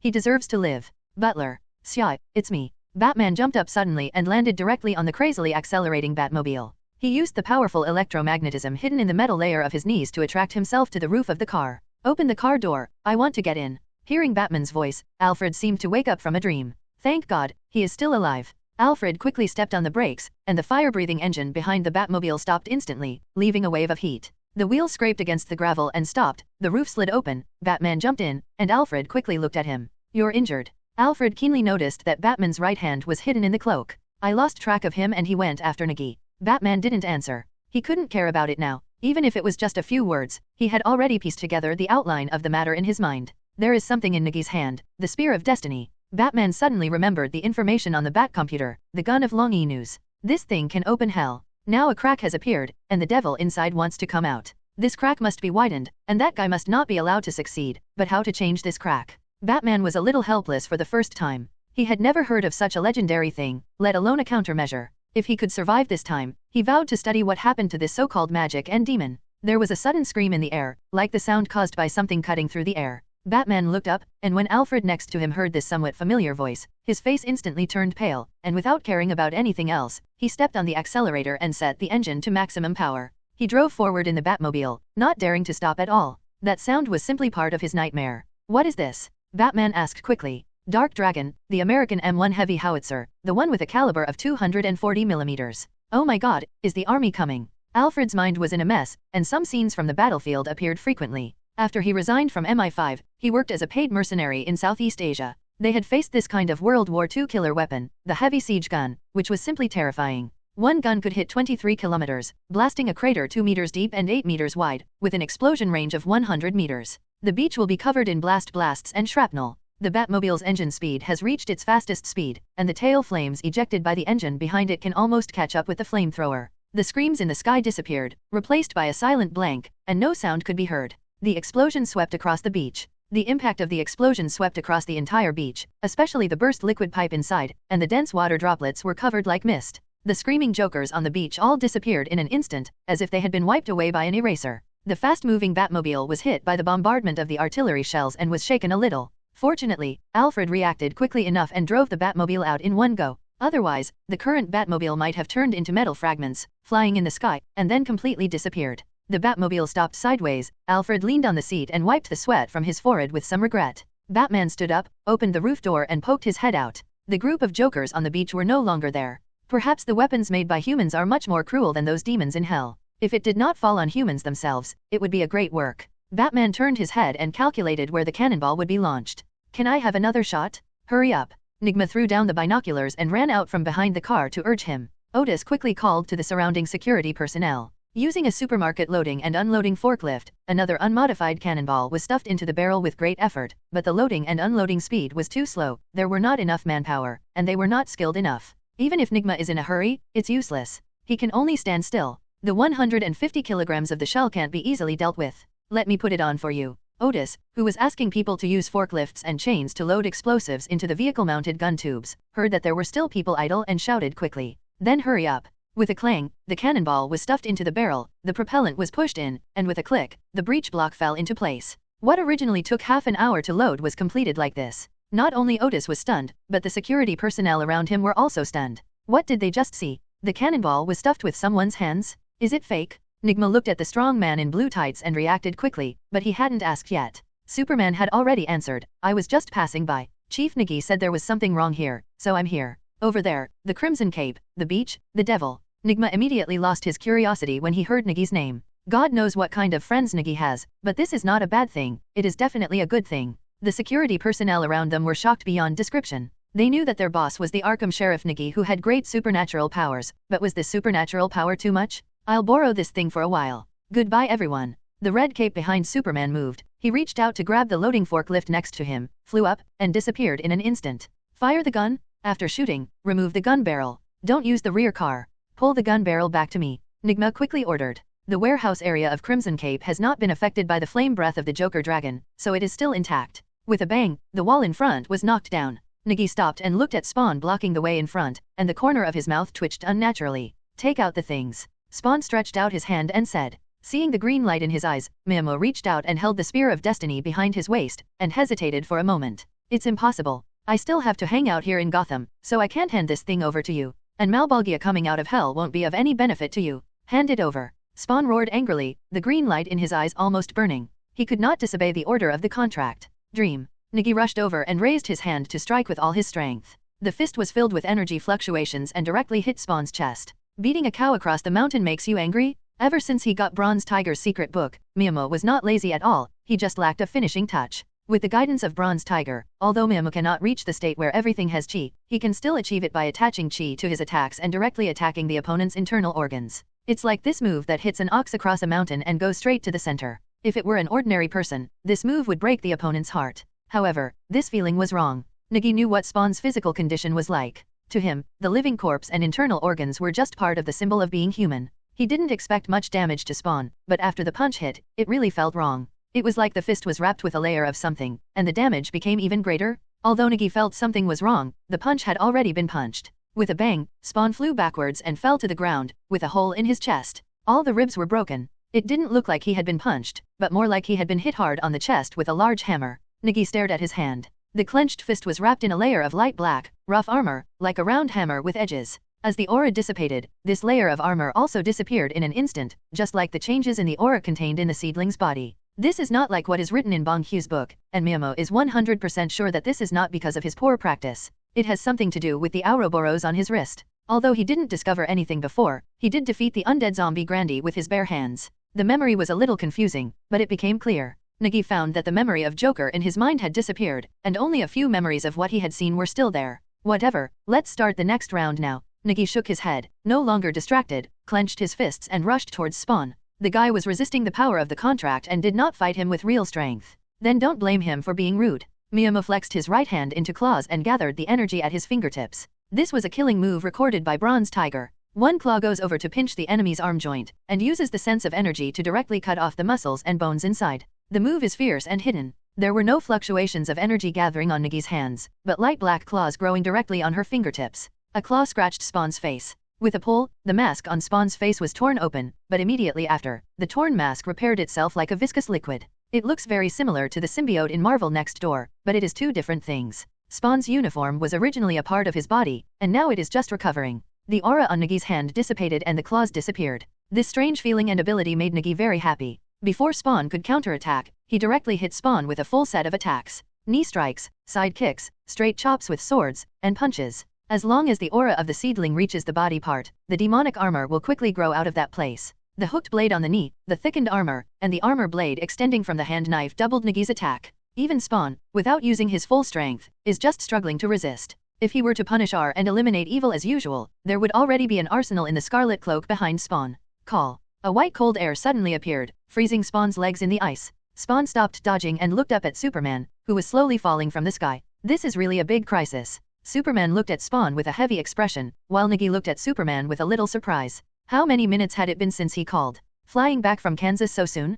Christmas is approaching. Clark and Lois have returned to Metropolis to catch up on manuscripts, but Christmas Day is still a holiday. After sending a Christmas card to Lois, Clark packed his luggage in an unoccupied dormitory and flew directly back to his beloved hometown, Kent Farm in Kansas. Spending Christmas with his mother, Clark was carving up a roasted turkey when he received a call from Nagi. After saying goodbye to his mother, Clark changed his clothes and flew over, and by the way, he helped Nigma and the others load a cannonball. Now, what should we do? Superman uses his supercomputer-like intelligence, but he doesn't have a conclusive answer. Hell Rift, Demon Invasion, this was a party in his blind spot of knowledge. He didn't even understand the basics. This is as difficult as asking a magician to hack into a supercomputer to obtain information. It is said that magic has specialization. If it were Wonder Woman Diana, she would have many ways to deal with them, because she would deal with all the villains in mythology. And compared to the Justice League Dark, which is responsible for the magic sequence, is more comfortable with this kind of crisis. Merry Christmas, Nagi said, extending his hand. Oh, by the way, Merry Christmas. Superman also quickly shook hands with Nagi and looked at Spawn. Is this the third time they have met? What a fate. I asked Barry to help call people. How is the situation on the beach? Nagi asked. The Hellcrack is still very dangerous. Who knows how many demons escaped from it? Beach? It's okay over there. Your friends bombed it with cannons. That thing is a bit dangerous. Cannon, the dark dragon you are talking about. Nagi smiled. That thing did exist, but they only had the barrel part, and the shells were bought from the black market at the dock. The American M1 260mm howitzer is a real killer. This is also what they packed at the bottom of the box. They got it from the warehouse at the Gotham Police Department and the container that Gordon seized. There's something. Superman keenly felt that something very fast was approaching them rapidly. The speed is so fast that even Superman doesn't know how to describe it. It is 3 times faster than the speed of light. Almost instantly, the thing rushed over. Superman's eyes glowed red with heat rays. Although he was not afraid of the damage caused by this speed, the seedlings next to him would be smashed into a puddle of mud in an instant at this speed. Coming? Superman's heat rays converge. The other party stopped, looked at Superman, and shouted in surprise, Clark. The other party spoke very fast, too fast to be heard, but Superman heard it. The other party was not hostile, and the speed also slowed down. The heat rays in Superman's eyes also disappeared. Flash Barry looked at Superman, who always plays the role of the C position in the Justice League, and his face was extremely excited. He met an old friend in a foreign country, but it was difficult to express it.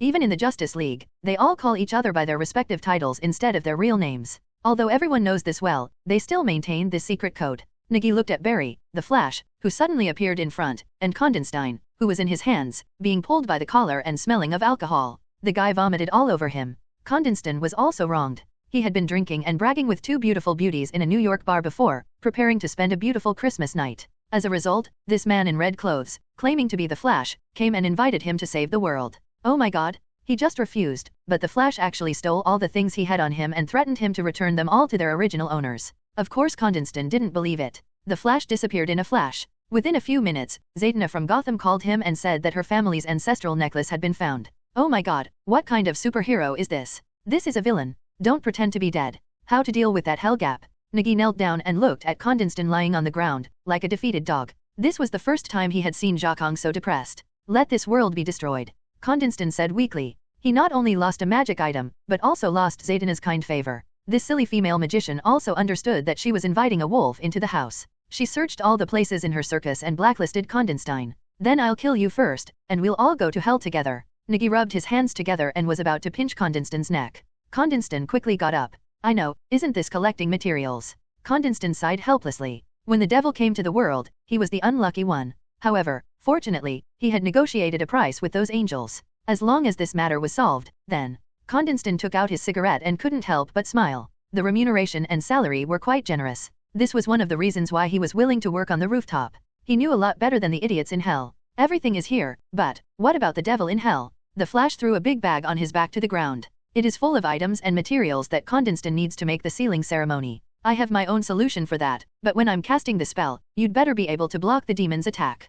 Condenstein squatted on the ground and began to collect the materials. He thought of something and raised his head and said, by the way, I need someone related to Malbokia as a key point. As soon as these words came out, everyone present looked at Spawn, who had half his body frozen in ice. In front of the Hellcrack, at the speed of the Flash, a huge amount of magic circle was deployed. Then Spawn was also sent to the middle of the magic circle. Condenston looked up at the crack in hell that stretched straight to the sky, and asked with some smacking of his tongue, "Who did this? It's so wicked." Nagi quietly took a step back, and mentally added another entry to Condenstein's blacklist. "By the way, I still need another sacred object, the Spear of Destiny. Have you got it?" Condenston asked, throwing away the cigarette butt. With a whoosh, the Spear of Destiny flew through the air and pierced Condenston's feet. He was stunned for a moment and quickly turned his head to look. Nagi took a drag of the cigarette and blew out a smoke ring at him. "If you have to do something, hurry up and don't try to trick me." Condenston turned his head expressionlessly. He had forgotten that there was such a big treasure in Gotham. Taking this opportunity, Condenston looked around, and then all the little thoughts in his mind disappeared.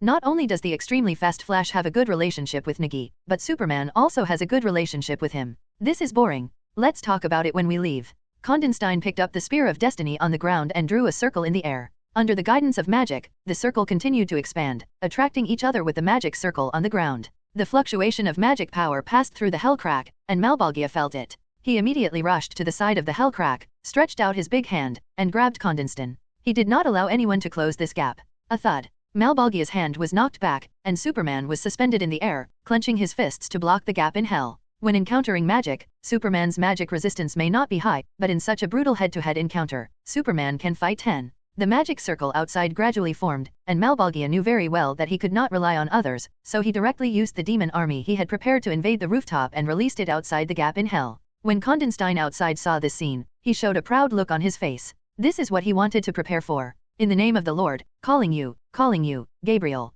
Condenston held up the Spear of Destiny in his hand and swung it forward with force, and a shining holy white light lit up. Six-winged angel, Gabriel walked out of the holy light, glanced around indifferently, and landed in the cracks of hell, with a sarcastic smile on his face. Just this smile made Malbolgia in hell furious. He stretched out his hands to grab, like a prisoner behind the iron bars, gnashing his teeth when he saw his enemy. "Gabriel, I'm glad you still remember me. Holy light, judgment." Gabriel sneered, and the judgment magic contained in his hand immediately activated, and the strong spear of holy light instantly shot into the cracks of hell, knocking Malbolgia away. At the same time, the repair magic array on the ground was activated immediately, like a large round lock suspended in the air. Supported by Gabriel's magic power, this large circular lock fell on the hell crack, forcibly closing the hell crack from both sides, and gradually closed the hell crack. Malbolgia rushed over desperately, inserted his hands hard into the crack, and the body containing 8 billion souls exploded with all his strength, tearing the crack open again, and shouted viciously, "How dare you? I, Malbolgia, swear to slaughter all the heavens, and Gotham will eventually become a part of hell. You talk too much, and hell is your destination." Gabriel's six wings spread out, and the holy light behind him drew the energy from heaven, increasing the speed of the crack's healing. As the devil of hell, Malbolgia is not a vegetarian. He is in hell and even more powerful. The two parties actually fell into a stalemate, which Gabriel couldn't stand. He did not allow those despicable demons to challenge heaven and God's authority, but his power was not enough.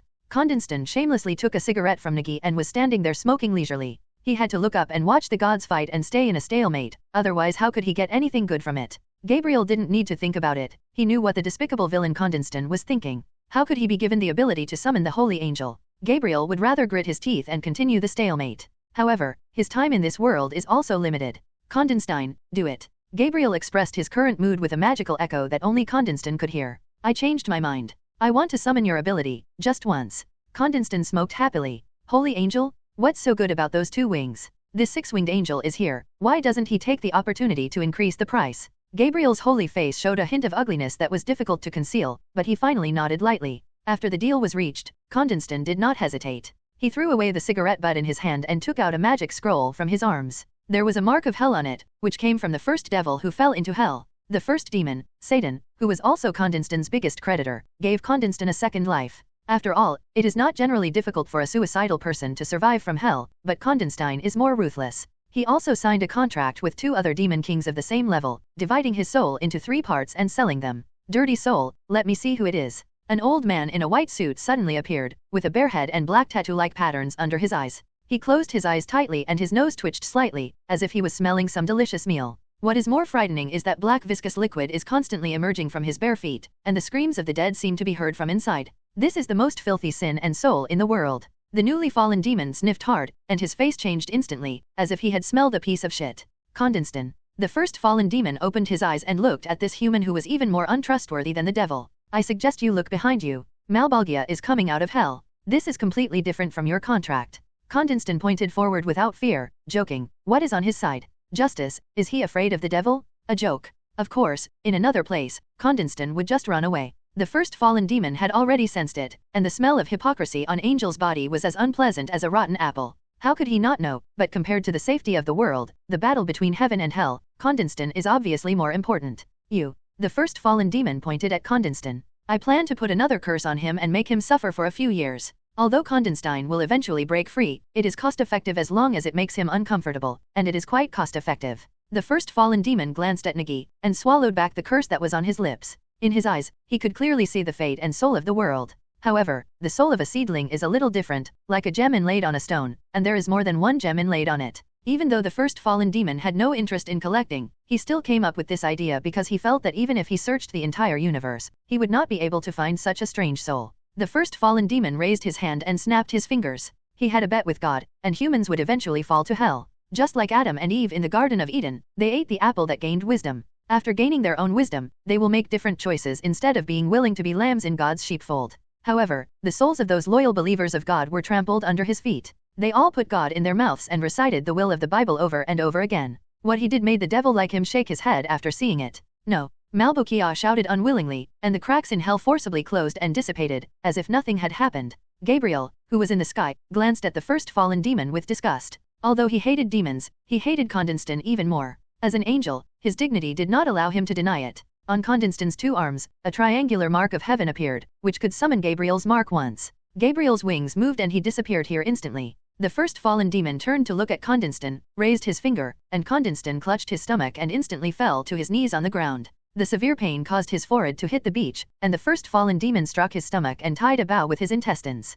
This is just a small punishment, John. The first fallen demon called Condenstein's name, John Condenston, with a smile on his face. Then I really thank you. Condenstein looked up and smiled. Humph. The first fallen demon snorted coldly, glanced at Nagi again, turned away, and the magic scroll on the ground was burned by the flames. The waves on the sea swept across, the sea breeze blew in, a white light lit up on the eastern horizon, and everything was calm as usual. Is it over? Flash Barry asked, a little unsure. We're done, Flash. Superman held his hands in his arms and looked into the distance with his head held high. He had just borrowed Nagi's cell phone to check. The Flash, the hero of Central City, is a fledgling newcomer, but his ability to control and his quickness of action make him an indispensable member of the Justice Sequence. Superman turned to look at the ruins of the warehouse, and a black figure with pointed ears left from there. Justice is never alone. Superman said righteously. Is this talking about you? Nagi smiled, walked over to Condenston and took out the Spear of Destiny that he had secretly hidden in his pocket. Call the emergency number for me, help.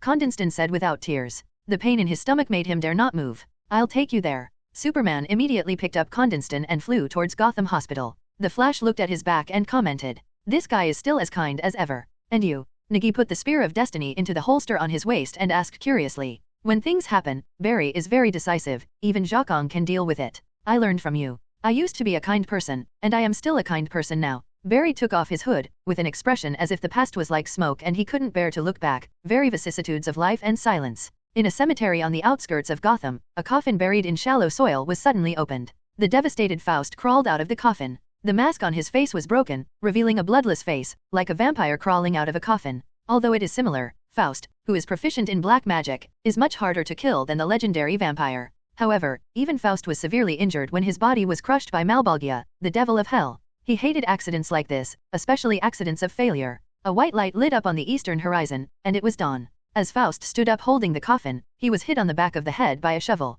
With a clang, severe pain, and bleeding from the back of his head, Faust fell to the ground. Merry Christmas, but it seems to have passed. Joker wore a decent purple striped suit, clean Italian handmade leather shoes, and held a pointed shovel in his hand. He looked at the black magician with a half-smile. Are you still alive? Faust raised his head and looked at Joker in front of him, feeling a little incredible. Tisk. You know, there are some special characters on the stage, such as the protagonist. Joker picked up the shovel, wheezed, and slapped Faust on the head. You know what? I prepared a great Christmas gift for you, but Santa Claus didn't come. This is really annoying, don't you think? Joker asked with a smile, while he picked up the shovel and hit Faust hard on the head. The thick blood slid down the broken wound and fell into the black soil. The crow nesting in the big tree next to it was awakened from its sleep by the thumping sound, and peeked out of the bird's nest. I hate others touching my destiny, if I have that, but I still don't like you. Joker gasped, stuck the bloody shovel aside, pulled the tie around his neck, and wiped the sweat from his forehead. However, this feeling was so good, Joker stood up and closed his eyes, feeling the first ray of sunshine in the morning shining on him.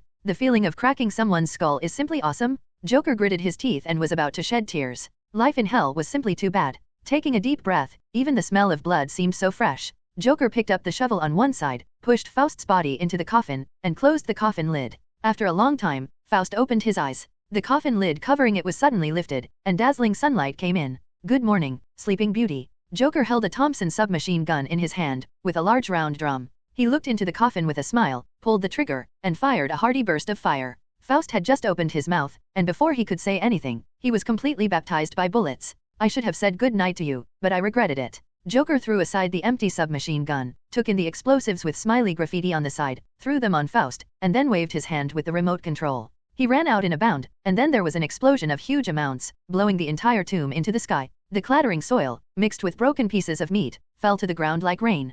Crows frightened by the explosion flew in circles in the sky, making frightened cries. Did you see? This is the magician? He ha ha ha ha, really? So boring. Joker laughed twice without interest and pressed all the other buttons on the remote control. The place where the tomb exploded was like setting off firecrackers, and the bangs and bangs of explosions continued one after another. A truck transporting explosives leaves the cemetery. Robinson Park, home of Zetera Circus. Do you really want to leave? Everyone likes your performance very much. If you stay for a few more days, there will be a lot of audiences. Gotham's wealthy son Bruce Wayne was leaning next to the truck, holding a bag of popcorn in his hand and throwing them into his mouth one by one with a cynical smile on his face. He really looked like one of those frivolous playboys. Of course, the tape on his forehead, chin, and neck looked more like the consequences of going crazy in the bed of that female star. Zatanna was sorting out a few magic props absent-mindedly. The surroundings were almost dismantled, and the circus truck was already filled with various equipment. Bruce, you know what? I was lied to, Zatanna said with some emotion. I thought he was a friend, and I wanted to help him, but he actually lied to me. At this point, Zatanna could no longer suppress her anger. She turned to look at Bruce and asked seriously, Bruce, you won't lie to me, will you? Of course. Bruce smiled awkwardly. Ha, man. Zatanna turned around with a sneer, as if she had expected it. There is not a word of truth in your mouth, they are all liars. Bruce felt that he was quite innocent, but it was hard to say anything. He came here to learn about magic. Because he felt that his friend's magic performance had a lot to do with magic. He checked the video of Zatanna's performance frame by frame. It was definitely not magic. It's hard to be sure anymore. Bruce knows very well some things about himself and wants to deceive many people and keep many people in the dark. Even Zatanna, he won't tell the truth.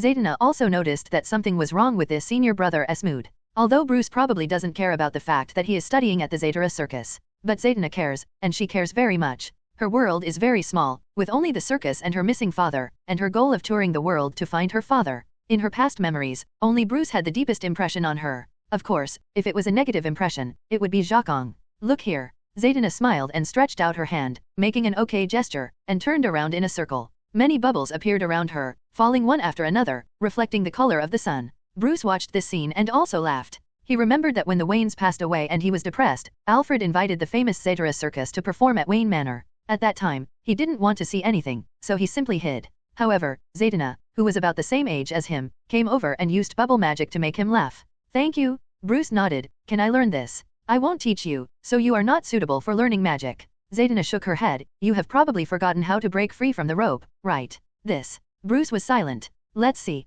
Zatanna had an expression that I had expected. I don't know what you want, but Bruce. Zatanna walked up to Bruce and raised her hand to tug. Bruce was holding the right cuff of the popcorn bucket, and the wrist inside was wrapped with a bandage and a mechanical fixator. You are heading towards collapse, you should take a rest. Zatanna raised her head and said, a woman's intuition is always very accurate. Especially in Zatanna's family, which has the blood of prophets, she can see a scarred figure in the darkness that goes against everyone, moving forward alone, painfully and firmly. I know how to do it. Do you need help? Bruce put down the popcorn bucket, straightened his cuffs, and said with a relaxed smile, how about I clean the elephant's cage? I'm very good at that. This also made Zatanna laugh. When Bruce was learning here, he cleaned the cages of elephants, although the elephants often dragged his pants and threw them out. The two were laughing and walking in the circus, but there was a gap between them, which was a secret that could not be told. So, you're leaving? No need for that. Nagi was sitting on the sofa, wiping the revolver in his hand and looking at Barry in surprise. Barry had already put on the Flash uniform, and the small golden lightning symbol next to his ear was emitting a weak arc of electricity.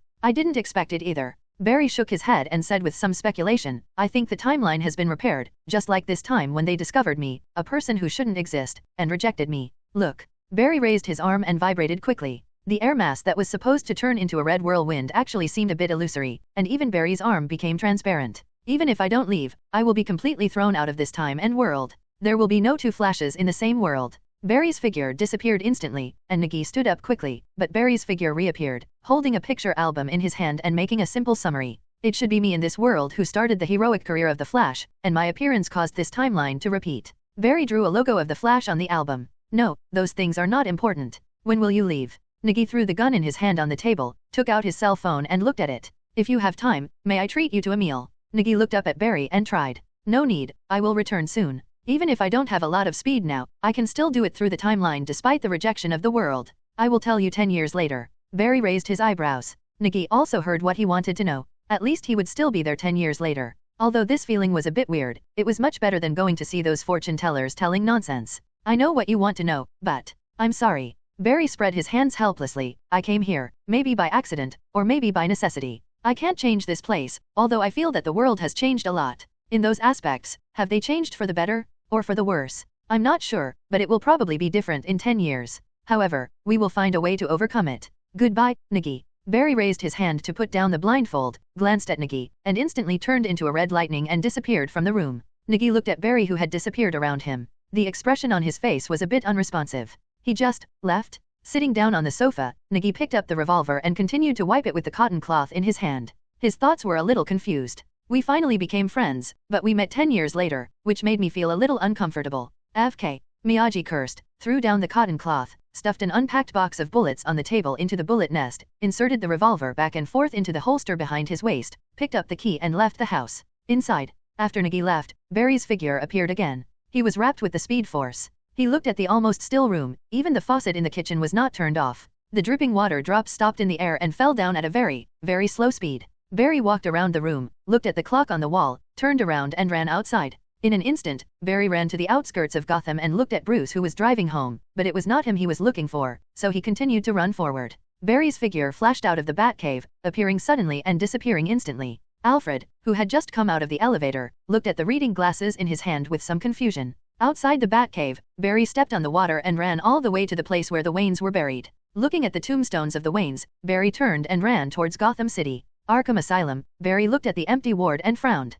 Wrapped by the speed force, his body penetrated directly through the rock formation and reached the underground air raid shelter in an instant. On the corridor that had not yet been repaired, there was a huge amount of gun barrel covered with black canvas. This was not what Barry was looking for. He continued to run forward. A scientific researcher wearing a prosthetic limb was looking excitedly at the bubbling liquid test tube in his hand. But Barry saw that the test tube was about to explode. He reached for the stabilizer on the table and dropped 2 drops into the test tube to stabilize the liquid in the test tube. In this case, it's like time has stopped. But Barry knew very well that it was not that time had stopped, but that his speed was so fast that time could not stop him from moving forward. Barry rushed to the innermost part, in front of a collapsed wall. Wrapped by the speed force, his body became molecular, and Barry passed directly through it. Behind is a corridor, which has not collapsed yet. There are still traces of people living here. Barry looked at the Gotham map painted on the wall. Although it had been erased, as an expert in trace inspection, he could easily restore it. He probably knows who changed the timeline here. Barry turned his head and looked at a pit at the end of the corridor, which had also been dug out and led directly to the sewer system of Arkham District.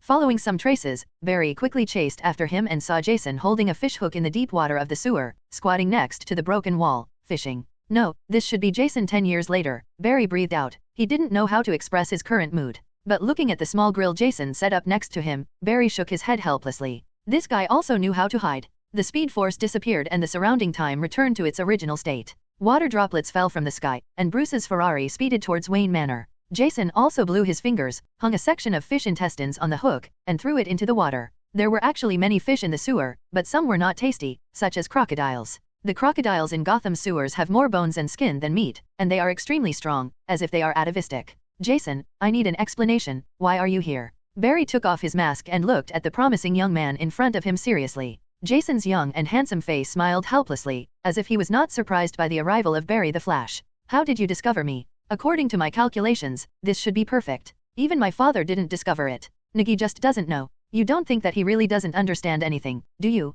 He is the strongest person I have ever seen. Barry squatted down, picked up the grilled fish next to him and ate it without any politeness. In the state of the speed force, his body was extremely exhausted, which made him develop the habit of eating something wherever he went. This habit even allowed him to win the hot dog eating competition. Okay, I don't mean to look down on Dad. Jason pulled the fishhook, simulating the twisting state of a small insect. Barry was eating grilled fish and turned around and asked, I know that Miyama has the kind of treasure that can travel through time and even travel through the world, but how did you come back? Secret. Jason raised his eyebrows with a confident smile on his face. I have a PhD certificate from Gotham University. Don't forget, the basic theory of my research is about history and scientific research. Although I didn't get to show off in the lab. So, your research results changed this timeline. Barry stuffed all the grilled fish into his mouth, bitten even the fish bones and swallowed it. It's almost like performing a high-precision surgical operation. I moved a lot of things without affecting the timeline, just like the wings of a butterfly flapping, but it didn't cause a big wave. No, you have already made a big wave.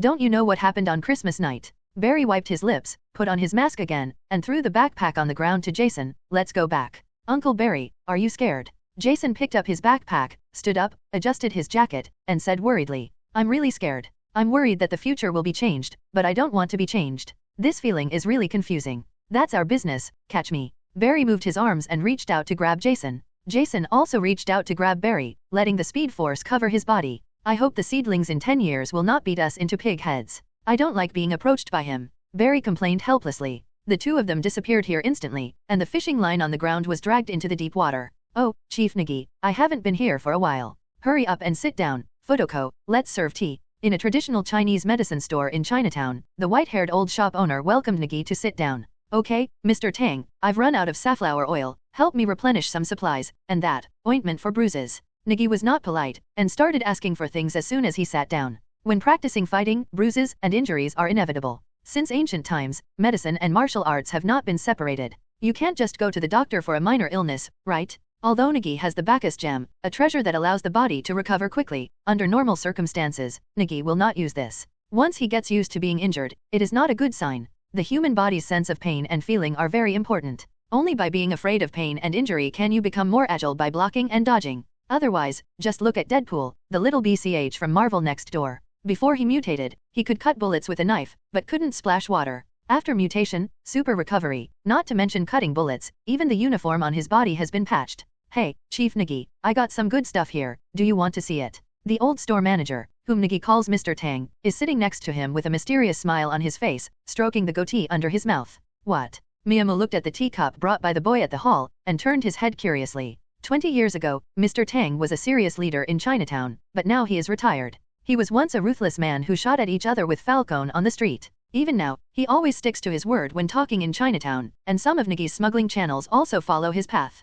Compared with those routes for smuggling drugs, arms, and people, Chinatown mainly deals with various supplies, food, drink, and supplies. If the inspection is not strict, you can't make much money. The mafia and gangsters don't like this benefit, and they don't want to go to war with the forces in Chinatown. Therefore, we do not interfere with each other and do not interfere with each other. However, Nagi has embarked on this line. Although it is only a temporary loan, in the future his business will expand beyond the Arkham district and he will establish his own transportation channels. Currently, he still lacks a general to take charge. With every carrot and hole, Miyamu couldn't find the right person for a while, and now the Arkham supermarket chain has just started, and the channels in Chinatown are enough to fill it. I have a treasure that can extend your life, it's an absolute good thing. There was a look of pride on Mr. Tang's face that could not be concealed. He had kept this secret for a long time and he couldn't hold it in any longer. And he also wants to win over Naoma. Compared with those greedy and shameless white pigs, this young man who is just like his own nephew is quite good. They are all of the same species, and they are all the same men. In such a foreign country, they also have a reliable background, especially with Nagi's current status, that of a proper boss.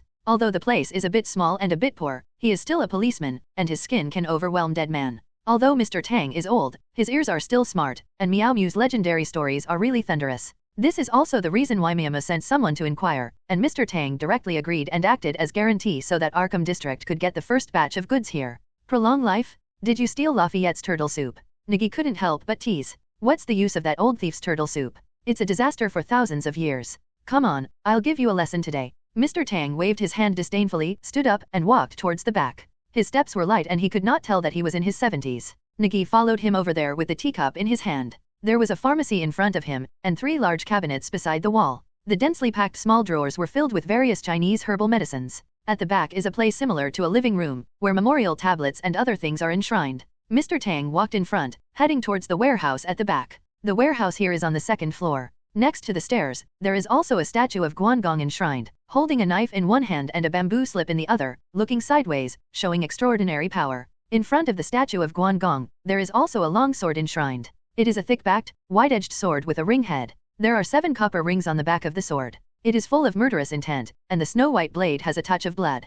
Come in, keep your voice down. Mr. Tang urged from the top of the stairs and asked Miyamo to keep his voice down. He was also afraid that others would find out and didn't want to share it with others. Why are you so secretive? Nagi asked a little amused. But when he walked up and looked at the contents in the bottle, he squirted out a mouthful of tea. How about it? You've never seen this thing before. This is Yiksha, a legendary and rare beast. Mr. Tang said with a proud look on his face. Nagi was holding the teacup and was stunned on the spot. He didn't know how to complain for a while, because the big bottle in front of him, or should it be called a wine jar, was a glass jar as tall as one person. The medicinal wine was brewed in it, but what Nagi couldn't hold back was that there was a demon brewed in this jar, a demon with red skin and black wings. If Nagi remembered correctly, this should be the little devil who took the opportunity to fly out of hell when the crack in hell opened. But why is it so bad to be soaked in here? When Mr. Tang saw the surprised expression on Miyamo's face, he naturally took it as a look of surprise and stroked his beard. Mr. Tang was very pleased with himself. This thing is exactly the same as the legendary thing. It is said that eating it can prolong life. It's a pity that it's just this one. Why don't you try a cup? I spent a lot of money on this jar of medicinal wine. No.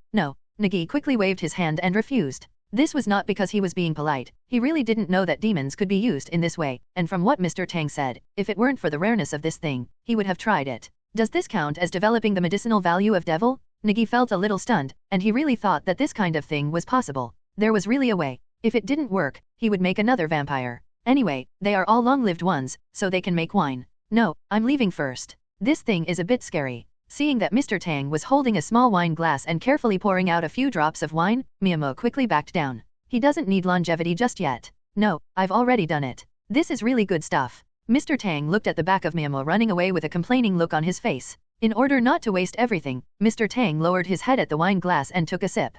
Don't tell me, this is really powerful. Alas, young people today don't know good things. I want to share it with you, but it's all in vain. Mr. Tang shook his head and walked out of the warehouse. The seedlings outside had already packed their things, threw down the money, and walked out. There was a Chinatown police car parked outside the door. The policeman next to the police car saw Nagi approaching and saluted quickly. Hello, Sheriff. No, you are playing this trick with me. You are still my old boss. Nagi smiled and punched the policeman. This policeman is none other than Nagi's old boss. Nagi and the others became the first police chief after Nagi and the others, Maze. However, later he was promoted from Arkham District, which was the least promising area, to Chinatown, which was the most promising area, through Meow Mew's recommendation. The order here is good, there are countless shops of various kinds, and the protection fees are high. Moreover, there are not so many cases in Chinatown. When they encounter problems, they solve them internally. It is the most worry-free and safest area. Maze couldn't help laughing. The others are others, you are you. Get in the car and I'll see you off. He quickly opened the car door and let Nagi in, but Nagi stopped him. No, I'm here to buy something, by the way. Nagi turned around and gestured to the Chinese medicine store behind him. Help me take care of it. If you encounter anything, come to me. Do you understand? No problem. Maze agreed. For him, this kind of thing is just a matter of convenience, and it is nothing compared to Nagi's kindness in getting him here. Okay, I'll take a stroll, you go. Nagi waved his hand, took out the sunglasses from his arms and put them on, carrying the medicine bag in his hand, and walked towards Dixon Pier in front of Chinatown. At Dixon's dock warehouse, Meow Mew carried the medicine bag and checked his own material reserves before wandering away. There are 3 warehouses here that belong to him, so there is no need to worry about security. They are all stamped with Gotham Police Department seals. The gangs here will not take action on the police's territory, and they do not want the police to take the opportunity to intervene in their business. There are many shady businesses at this kind of dock. Whether they are prostitutes waiting on the streets for sailors on voyages to spend money, or drunkards who have drunk too much and are half drunk, they all know that some things cannot be touched and some people cannot be messed with. Some things never die. Even if you beat the Waynes to death in an alley, as long as you stabilize the situation, you can live until you are acquitted more than 10 years later and then be shot to death. But there are some things that if you dare to touch them today, there will be ripples on the Gotham River that night. The fish in Gotham do not eat human flesh, but there are many buckets and piles under the river. You look very idle, and you actually come here. Al Simmons, wrapped in a brown coat, with his collar turned up to cover his face, and a top hat on his head, sat on the pier, holding a fishing rod in his hand, passing the time with one hook after another. I thought you were gone. Nagi said a little surprised. If Simmons hadn't spoken, he really wouldn't have noticed this guy. I'm waiting for something. You're in a good mood. Simmons pulled up the fishing rod, and there was a piece of seaweed hanging on the hook. He pulled it off and threw it into the bucket next to it. There were several garbage thrown in it, but there was not even half a fish. Almost, you can't cry all day long, right? Are you going back to New York? Nagi raised his foot and stepped on the wooden stake next to him. This is a nice place, but it's not my territory. I won't cause trouble to others. By the way, have you taken care of the things on your wrists? Do you know what this is? Nagi rolled up his sleeves and looked at a $5 electronic watch on his wrist. It told the time quite accurately. The wide surface and strap covered up the Ouroboros brand on his wrist.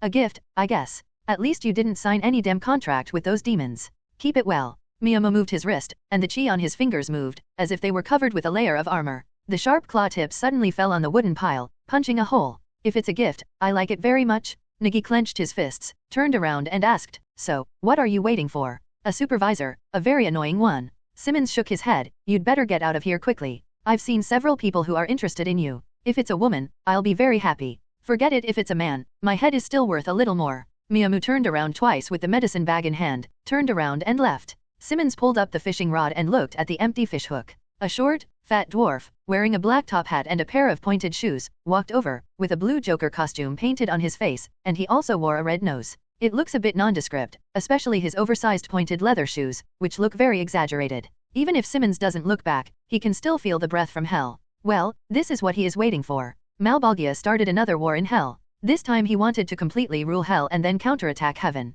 This small failure in Gotham is just an episode in the war between hell and heaven based on 10,000 years. Hello, Simmons, you can call me Triangle Devil. Now, I will be your boss and guide you on how to. Shut up, you look like a bedbug crawling out of the toilet. Simmons mocked coldly. An angry expression instantly appeared on the Triangle Demon's face. Simmons held the fishhook, green undead power emerged from his hand, and he turned his head sharply, with murderous intent flashing in his dark green eyes. Don't tell me what to do, you poor Joker. I will complete Malbolgia's mission, but I'm in a bad mood right now. Don't make me angry. Simmons threw away the fishhook, stood up, and adjusted his collar. Such a windbreaker would allow him to walk on the street like a normal person, even if someone saw his face. He will only be regarded as a poor patient. This at least made him feel like a human being, rather than a monster wandering around human society. The Triangle Demon stood there, his short body trembling slightly. How dare he look down on him? Bad Joker? The Triangle Demon thought of the BD who provoked him countless times in hell, but the BD disappeared, and even Malbolgia could not find any trace of him. At least this was a good thing. The Triangle Devil's angry mood calmed down, and he pinched the red nose on his face hard. The Triangle Devil turned around and left here. He is going to New York, and he wants to let this damn spawn know that the world cannot survive without him. Moreover, he also wanted to show in front of Lord Malbolgia that he, the Triangle Demon, was the most loyal and capable demon. Nagi stood at a corner of Dixon Pier, looking at the villain bar opposite which was burned to char. The bar ship, which was converted from a freighter, had been completely burned by the fire, leaving only a dark hull still there. We've followed you all the way here, don't you think it would be redundant to hide any longer? Nagi turned his head with some disdain. The tall Sophia Falcone, wearing a black coat and a black bouquet-like headdress on her head, blocked the only road behind with her hands in her pockets. You seem to have forgotten something, Sophia asked coldly. Two taller men came out from behind her. The bodies are even stronger and fatter. They are all wearing black suits. From a distance, they look like two bowling balls with arms and legs. What makes Nagi a little concerned is that these two people are like twin brothers. They look exactly the same, have the same body shape, and they both have bald heads and fierce faces, but they look a bit stupid. This was a bit too conspicuous. Nagi thought for a while before he remembered the identity of the twin brothers. The twins, the underworld villains of Gotham, are the type of gold medal thugs. They are very impressive in terms of strength and appearance. Of course, this is for ordinary people. If it's Falcone's business, don't mess with me. He can't even wipe his own butt, so he has the nerve to come out and cause trouble for me. Nagi is not used to them at all. If Falcone said the same thing about Gotham before, forget it now. In Gotham today, when you hear the name Roman, there is not much that deserves everyone's respect. Those new gangsters in Gotham even feel that Roman is old and too much of a nuisance, and should retire early. His time has passed, and no one wants to kowtow to Roman anymore. When Sophia heard this, she was a little angry, but she didn't show it. This is an invitation from the Romans. A beautiful black invitation was handed over. Miyamu took one look at it and threw it into the sea of rocks on the side. He and I are not friends, so I won't go. Nagi put his hands in his pockets, walked forward, bumped hard with his shoulder, and stood on the shoulder of the twin brother on the left. At this time, Nagi used his strength and instantly exerted force from his feet. It was similar to the Iron Mountain support in Bejiquin. He directly knocked the tall gold medal fighter to the ground. Because of his huge stature, he fell to the ground and rolled down the boardwalk like a ball rolling to the ground. Nagi put his hands in his pockets and left without looking back. Sophia clenched her fists and finally calmed down. The Roman world will eventually come back. Central City, a calm and peaceful city. Even the local police station seemed very calm, without so much chaos. Barry Allen, the technical specialist of the physical evidence section, was holding a cup of coffee and a burger, sitting on a chair and eating a delicious lunch, with the completed physical evidence report next to him. Oh my god, the latest superhero has taken away all our jobs. This is really scary. Barry's colleague, a police officer wearing glasses, walked in with a piece of information and was chattering away. Although he said he was troubled, but who doesn't want to have less work? Barry gnawed on his burger, hiding his proud smile. An accident gave him super speed and gave him the determination to become a superhero. Just hide yourself in this way and appear in time when the citizens of this city need it most. He is the Flash. Diddy, beep, the phone next to her rang. The colleague wearing glasses reached out to pick up the phone and answered it. Yes, this is the Central City Police Department, Barry? Okay, wait a minute. The colleague put down the phone and turned around and shouted, Barry, look for your phone number. Who is it? Barry quickly stuffed the remaining bite of burger into his mouth, wiped his hands, and ran over to pick up the phone. Hello, I'm Barry Allen, how can I help you? Hello, Flash. The voice on the other end of the phone was very relaxed, but it was no less than a thunderclap in Barry's ears, which made his ears buzz. You, what are you talking about? Barry asked tentatively. To be honest, he was panicking now, just like he was deserting at school, skipping class late, and was caught by the teacher. His career as a masked hero has just begun, so why is it over? The Flash, Barry Allen, you've been very good lately. You don't want your colleagues to know that you're running around in a red tights when they're not paying attention, right? What are you talking about? Barry's voice was a bit loud, which attracted the attention of the colleagues next to him. Barry quickly lowered his voice. Who are you? I am a mysterious person. At 7 o'clock tonight, I hope to see you in Gotham City, right in the Arkham district. There is a small dock over there. You will see. By the way, if I don't see you tonight, your true identity will be announced in the newspapers in Central City tomorrow morning, so that you, the superhero, will have no secrets. The phone was hung up, and Barry put the phone back in despair. He was now in a mess. Now he is not the superhero he will be in the future, but a young boy who fights with passion and interest. He was completely caught off guard when he encountered this kind of thing. He was just a small person, how could he be discovered? Seeing that he had a bad look on his face, his colleague quickly shouted, Barry, Barry. He stretched out his hand and shook him. Huh. Barry finally reacted. What's wrong with you? My colleague asked with concern.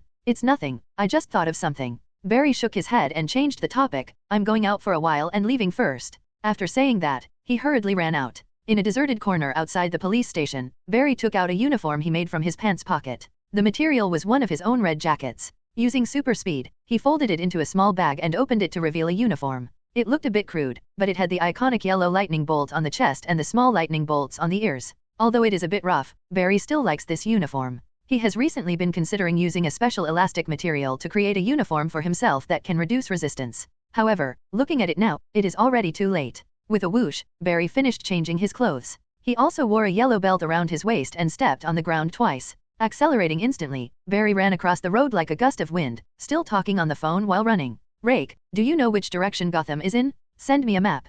Okay, thank you. Barry looked at the route marked on the map on his mobile phone and ran along the road towards the location of Gotham. Gotham, this ancient city, is always not so beautiful at night, so much so that Barry doesn't even dare to run around here. Because he saw a guy in a black uniform jumping down from the building. Barry thought he was out of his mind and hurried over to pick him up, intending to catch him. As a result, he spread his wings in the air, flew over like a big bat, landed at the intersection in front, and rushed into a bar, causing a lot of chaos. Isn't this a bad person? The innocent Barry immediately figured out in his mind that this is a proper villain, and he is also the enemy of the superhero. This must stop him. Barry stepped on his foot, and with the blessing of super speed, he rushed into the bar, and then ran out again. It was too dangerous. He went in to save people, but the bartenders in those bars took out their guns and started shooting. He almost ran into a group of bullets. His body could not block the bullets. As soon as he exited the super speed, Barry heard a burst of fierce gunshots in the bar behind him. I felt a little more worried about the black-clothed Batman who rushed in just now. I looked around and quietly touched in.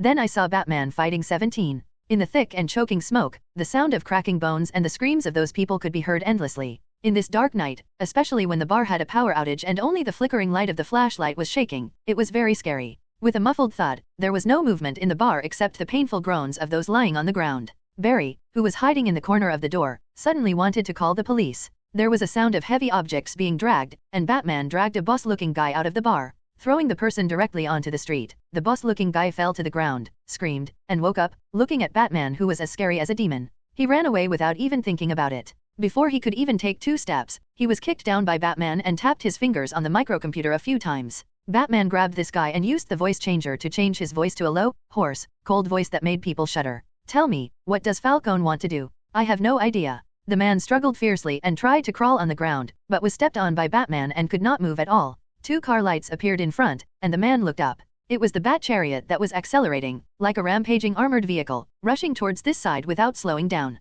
I don't know, I really don't know. The man was so frightened that he almost cried.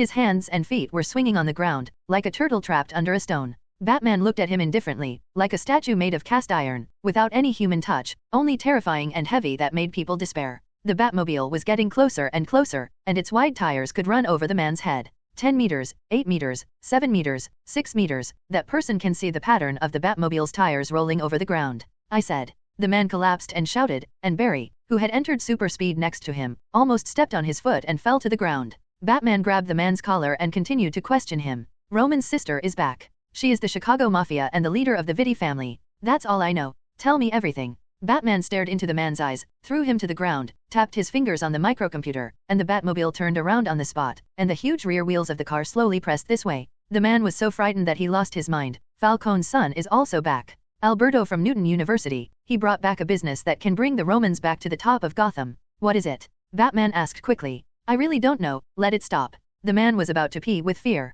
The rear wheels of the Bat chariot were less than half a meter away from his head. Just when the tires were about to be pressed down, the Batmobile stopped, and the man shivered and fainted. Batman raised his arm, took off the microcomputer, and made inquiries. Just as he was about to get in the car, he saw Barry in a daze at the door of the bar. Barry and him looked at each other and quickly sped away from here, not daring to stay here any longer. Batman looked at Barry as he flashed by, feeling a little confused. But that night, he did see a very fast guy. Could it be related to Nagi? Batman's hand holding the computer paused and jumped onto the Batmobile. No matter how it changed, he would always protect Gotham. This was his home and the place he swore to protect. Arkham District, next to the small dock. The lights were on in the martial arts gym transformed from the warehouse, and the sandbags were shaking with the sound of fierce blows. Nagi stood on the dark dock, holding a cigarette in his mouth. The red light from the cigarette butt flickered with his breathing. Raising his hand to look at the time on his watch, Nagi thought to himself, this Barry Allen doesn't keep time and has no sense of time. This guy can't be considered a superhero, and I don't know how much this guy has mastered the Speed Force. Nagi exhaled a puff of smoke, walked on the dock, reached out and grabbed a metal instrument in his pocket, the hyper adapter. Nagi also studied this Darkseid's work for a while, but finally found that he couldn't figure it out on his own. This thing has two forms. One is an ordinary mechanical egg form, which can absorb the Omega energy in the universe. Another form is to transform into a mechanical syringe, which looks a bit like an injection gun and releases Omega energy. If this thing could store some of the Omega energy, Nagi himself predicted that it would be able to produce about 1/10 of Darkseid's Omega rays. Of course, the seedling didn't dare think about it when the energy storage was full. This thing is what Darkseid uses to hunt down Batman. When it is full of energy, it will destroy the world together. There is no doubt that this thing comes from the future. As for how he went around in a circle, Nagi could guess a rough idea from the past to the present, so he felt a little uneasy. That's not a question of whether Gotham exists or not, but a question of whether this universe can live to see the sun. Therefore, Nagi plans to train the Flash, because the super adapter has an ability, which is to travel through multi-universe. However, with the remaining trace of darkness in the multi-universe coordinates, Nagi is completely resistant to the matter of time travel. Dark multi-universe, that is the complete opposite. Either Batman is crazy, or Superman is crazy. If the former goes crazy, the Justice League will be finished, and if the latter goes crazy, the Earth will be finished. If the two go crazy together, the multi-universe will be finished. That's not hell mode, especially the dark multi-universe. There is also a great god, Barbados, the god of darkness. That was his hometown, and it seemed that Nagi had tricked a Barbados believer to death, and he got this super adapter from him. Well, thinking about it, Nagi felt that his multi-universe journey would be full of dangers, but he had to go. Omega energy cannot be collected in this world. Nagi has tried countless times, at least on Earth, it cannot be collected. In order to ensure that he can come back alive, Nagi plans to take Barry with him to the multi-universe. If he encounters something that cannot be solved, let Barry activate the Speed Force and restart directly. As we all know, the Flash can come back from a desperate situation if the world is destroyed, but compared to the current Flash Barry, Nagi misses the Barry 10 years later. After all, he looks strong at first glance. He has experienced so many storms and waves and is mature.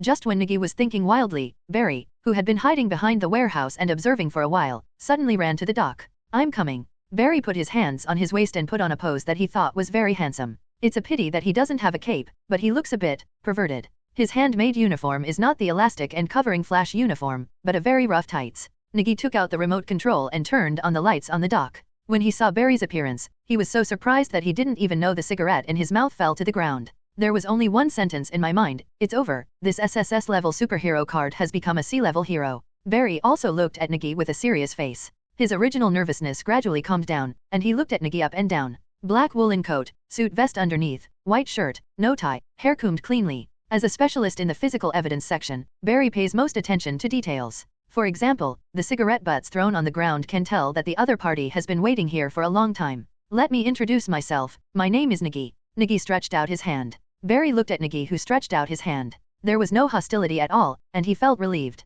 Hello. As soon as Barry stretched out his hand, Nagi grabbed his wrist and twisted it sideways. He raised his foot and kicked Barry in the leg, knocking him down. What are you doing? Barry fell to the ground and shouted in surprise. He didn't react at all, so he suddenly took action. Seeing the clear stupidity in Barry's eyes, Miyagi narrowed his eyes. This is not okay. You must know the dark multi-universe, which is a place where liars are swarmed and lunatics are piled up. This is how the Flash never got tricked to death in the past. Gotta practice?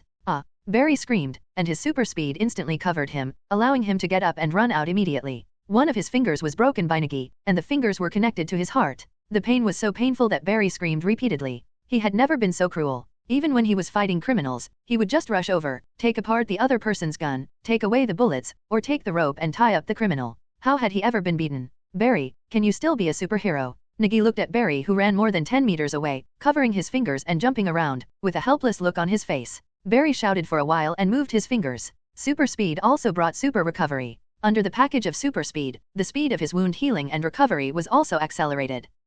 I'm going to bring you to justice. Barry turned around and shouted, running over in an instant and reaching out to grab Nagi's collar. But he felt something was wrong. Nagi was holding a grenade with a pull tab in his hand. The explosion time was 4 seconds. Barry quickly picked up the grenade, ran out more than 20 meters in an instant, and threw the grenade into the nearby Gotham Canal. The super speed was released, and a wave suddenly exploded on the surface of the water. Barry's mouth twitched as he looked at it. Who is this? Congratulations, Barry the Flash, you passed the test. Nagi clapped his hands and smiled, with an enigmatic smile on his face. According to the review of the Justice League, you are a qualified superhero, enough to shoulder the important task of protecting mankind. What? Barry was a little confused, but what he just did he pass the test? Did he become a hero? Congratulations, do you want to take a photo? Nagi reached out and took out the police badge from his arms. Let's get to know each other again. I am the captain of Gotham City's Arkham Police Department, Nagi. Of course, I also have another identity. Look. Miyamo stretched out his hand, clenched it into a fist, and punched the ground. Under the cover of chi, a bunch of spikes instantly grew out of Miyamo's fist, which slammed into the ground.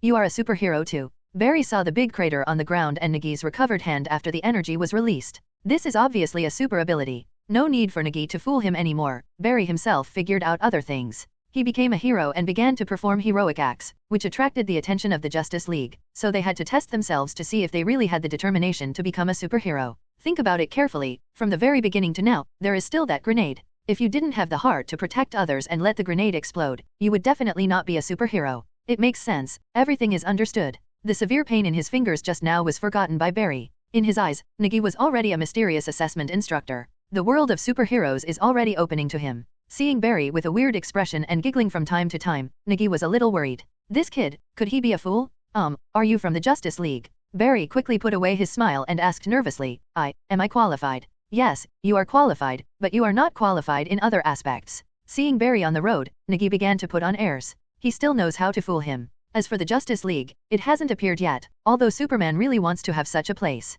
But Superman simply wants to find some friends with super abilities, form a club, play together, and protect the Earth together. Purely cute, but also thanks to a sinister Batman, who acts as the dark side of the Justice League, wary of everything, including these superheroes, and ready to kill them all in an instant. You have to know that to become a superhero, it is not enough to just have a heart to protect others. What heroes have to face are terrifying villains who will take advantage of all your weaknesses. Nagi looked serious, as if he was giving a lecture at the police station. So, you must be fully prepared to face the unknown enemy and prepare for training, but you are far from enough now. Hearing this, Barry lowered his head in shame. He admitted that he was indeed a bit bad. To be honest, I'm really not that bad. Although I know I'm still a long way from being a superhero, I still won't be able to defeat a child. Standing on the cushioned floor of the martial arts gym, Barry, who had changed out of his Flash uniform, tugged on the belt of his white training uniform and looked at Jason standing opposite with some sigh. Just like he said, no matter how bad he is, he can't beat a 14 or 15-year-old kid, right? Although he is not very old, Barry has this confidence, which comes from Nagi's deception just now.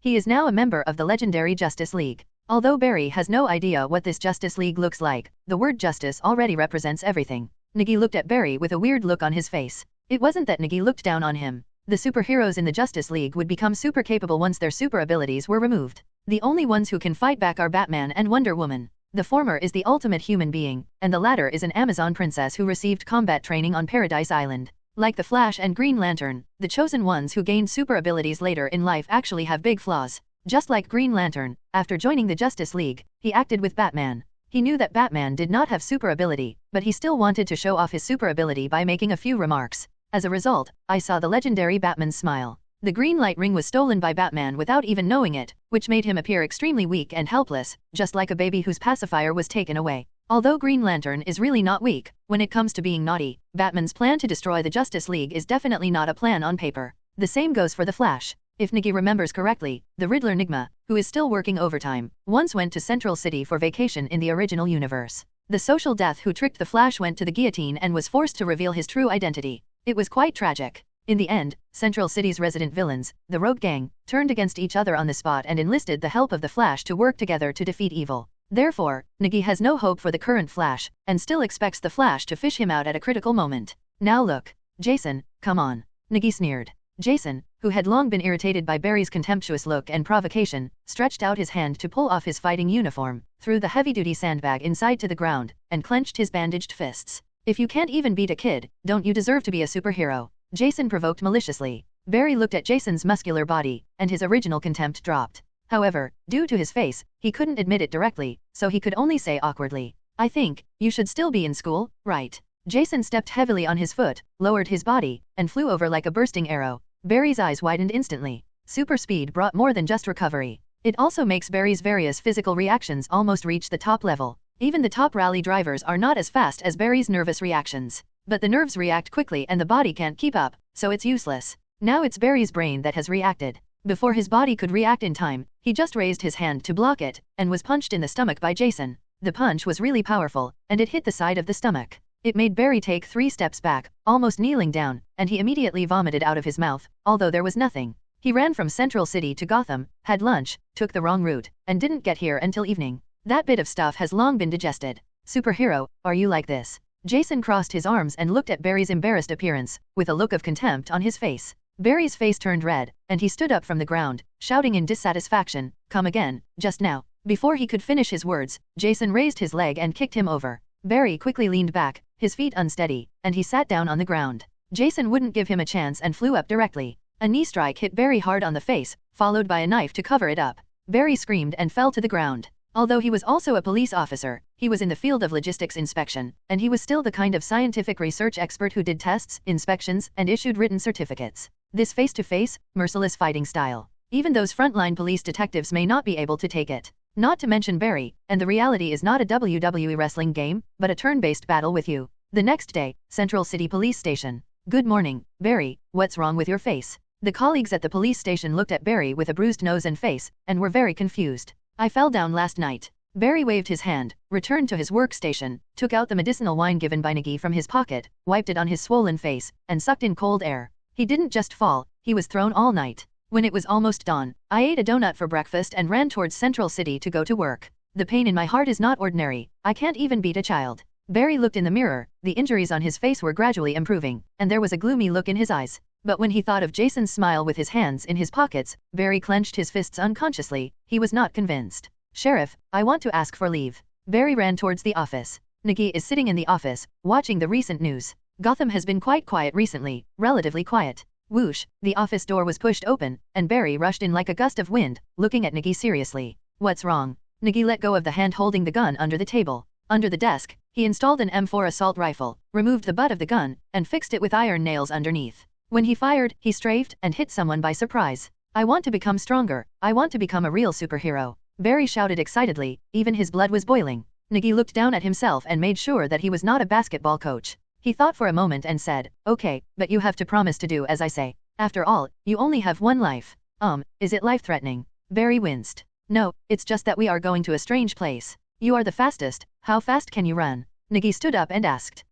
Barry thought for a moment, then ran out immediately and removed a car tire from downstairs. How long did it take? 5 seconds is not bad. Nagi looked at the electronic watch on his wrist and nodded. Please push the tire back again. Barry had disappeared. Nagi put down his sleeves and looked outside. The speed force was constantly breaking through and running out. The only way is to take Barry with you. Although it won't be useful now, what if? Are we going to prepare so many things? Barry looked with some surprise at the seedlings moving their luggage out of the underground warehouse at home. I don't want to either. If your speed could be fast enough to travel through time, I wouldn't even need to bring a backpack, but you can't, so we have to be fully prepared in case of an unexpected event. Nagi threw the 2 heavy luggage bags in his hands to Barry. Barry helplessly stretched out his hand and grabbed the luggage bags. He already had 3 bags on his back, and Barry swore that even if he were to climb the Himalayas, he wouldn't have prepared so much. He even saw a whole bag of ready-to-pack food, mixed cans of vegetables and meat with a production date just before Christmas, and the backpack in his hand was an airborne soldier's wilderness survival backpack. There is also an extreme survival backpack, which is prepared by the military for extreme situations. Even if it falls into the Pacific Ocean, it can survive for a month. However, looking at these things, Barry felt a little regretful in his heart. With such complete preparations, should they go to the Amazon rainforest or the African grasslands? He has already thought of many situations in his mind, such as the Devil's special training that Nagi is about to start, which will require him to run on a steamroller, walk on a tightrope, and climb a mountain of knives. Thinking about it, it was quite interesting. Barry laughed a little naively. Maybe he thought this was the special training required by the Justice League. However, he had completely overthought it. Nagi had given up training him. Just kidding, if the Speed Force came out so easily, what would be the use of the Flash? The Flash family is very large, and compared to the Bat family, the Flash is also a happy boy. However, no one can replace the existence of the Flash. Even if the speed of Kid Flash exceeds that of the Flash, he still cannot achieve the ability to penetrate the timeline. Nagi chose to carry the Flash as a talisman. If he met the Flash of that world in another world, he might wake up at once, but the darkness multi-universe. Nagi shook his head. With his current equipment and ability, he could run away even if he couldn't be beaten. The key was that he had something special, which might have a magical effect. What are you doing? Barry, who was carrying a backpack, looked at the grandfather clock tied behind Nagi's back with a completely shocked expression. This thing is of great use, Nagi said seriously. It is full of energy and can be used again. Although it will disrupt the timeline and drag people from 10 years in the future, the time will stop for 5 seconds, and a period of time will pass quickly. In case of the Big Bang, you can also change positions. Okay then, where are we going? Should we run, or should we drive, or is there any other means of transportation? Barry said a little naggingly. Well, compared to being mature and stable, he is a funny and chatty person at heart. Maybe this is also because he doesn't like to cover his mouth. Of course, we have to use special transportation. Wait a minute, I'll call Jason. I probably won't be able to have dinner. Nagi held a handbag stuffed with explosives and firearms, took out his mobile phone from his arms, and called Jason. Because there are time fluctuations when using a super adapter to travel around the world, maybe spring will turn into summer when he comes back, but the time fluctuations will never exceed more than 100 days. However, some problems should be avoided as much as possible. There is no need to worry about the Riddler. Nagi has already told her to go on a trip. Anyway, Nigma is too busy now to care about this. Well, Jason didn't bring his cell phone. No, Nagi then remembered that he didn't buy Jason a cell phone at all. This is a little embarrassing, but this problem can be solved by using an older method, writing a letter. Nagi made a sandwich by the way and put it on the table for Jason's lunch, hoping he wouldn't eat it all in one bite, because the letter was sandwiched in it. Okay, boy Barry, close your eyes and pray to God that we can get to a better world. Nagi took out the super adapter from his pocket and touched the golden 6-pointed star on his wrist, activating the Eye of True Seeing in order to observe what happened during the time travel. Pray for a better world. Barry tugged on the backpack that was about to fall off his shoulders. He was a little confused, but he already had a guess. Could it be that they are going to another world? Okay, I just hope that everything will be calm. Miyama prayed seriously, mainly because he didn't know what to say. There are also various types of dark multi-universe, including wasteland type, Crusoe type, and even super magic type. As long as it's not the end of the world. Nagi picked up his backpack and immediately put his arms around Barry's neck. The heavy weight made Barry feel like he was a donkey carrying cargo, the kind that couldn't bray. With a click, the hyper adapter popped open. It transformed into the shape of an injection gun, with a red button on the left and a blue button on the right. The overall mechanical shape is gold and looks stronger than gold. As Nagi pressed the red button and pulled the trigger at the same time, a twisted black hole instantly sucked Nagi and the others in. Nagi and the others screamed uncontrollably in the black hole, feeling twisted as if they were being spun in a washing machine. The feeling of weightlessness was very strong. In the 360-degree field of view of the Eye of Reality, Nagi saw what the world looked like. They seemed to have fallen from the ceiling, and there was bottomless darkness below. On the ceiling were 50 or more spheres, like light bulbs, fixed to the ceiling. There were several very distant spherical bulbs that seemed to expand and explode, turning into hedgehog-like crystal spikes. That was a world. Here is a dark multi-universe. There was no room for Nagi to watch carefully any longer. They didn't fall from the ceiling, but it was like the world was turned upside down and they were now in the sky. The original ceiling turned into the ground, and they were falling downwards. Barry was completely stunned. In Nagi's vision, what he saw was the back of the universe, the full picture of the dark multi-universe, and in Barry's eyes, they are countless time tunnels, just like the tunnels dug by countless earthworms in the crystal mud, crystal clear. Just by taking a glance, Barry seemed to see countless scenes, which were parallel universes that changed due to slight differences. From the future, from the past, from the changes in the present. Hold on to me, Nagi shouted loudly. Barry had been so distracted by the time tunnels that were so densely packed that he didn't even hear Nagi's shouting. Nagi hugged Barry's shoulders tightly and threw the explosive backpack in his hand directly. If they didn't do something, they would hit the ground hard below. That floor, or ceiling, is the dividing line that divides the universe into two, creating an infinite universe. Now they are smashed down like falling pebbles. When they hit it, they are not as simple as breaking into two pieces. The top priority is to find a ball and jump in. Barry, wake up. Nagi strangled Barry's neck and shook him hard. Run. Amidst Nagi's heart-rending shouts, Barry came to his senses, mainly because he was about to be strangled. When he heard the words run, Barry quickly opened his legs and gritted his teeth and ran forward. Super speed wrapped around Barry. As he continued to move forward, the super speed changed and turned into golden lightning, leading Barry to run wildly. He crashed into a still shining sphere. Nagi grabbed Barry's shoulders tightly and allowed the speed force to penetrate his body like electricity. When passing through this sphere, it feels like passing through a layer of soap bubbles or a layer of soft solidified matter. Then there was a free fall from an altitude of 10,000 meters. Barry also screamed, and his feet ran out of the afterimage. It only made them run in the air for a while, unable to stop falling. After a moment of stalemate, they fell down, and below was a blue sea. Boom, boom, two muffled sounds. Barry and Nagi fell into the sea water one after another, with bubbles coming out of their mouths. Barry struggled hard, and Meow Mew was also swimming upstream, showing Barry the fast life raft on his back. Barry kicked his feet, saw Nagi's gestures, and reacted at this critical moment of life and death. He quickly threw away the backpack in his hand, reached out to grab the bag on his back, grabbed a pull ring and yanked hard. Bang! As the water flow was forced away, a yellow round lifeboat unfolded in the water. This was a quick-opening life raft sold by a subsidiary of Wayne Group. With the ability to deploy quickly, I received some supply orders from the Ministry of National Defense and are now using them.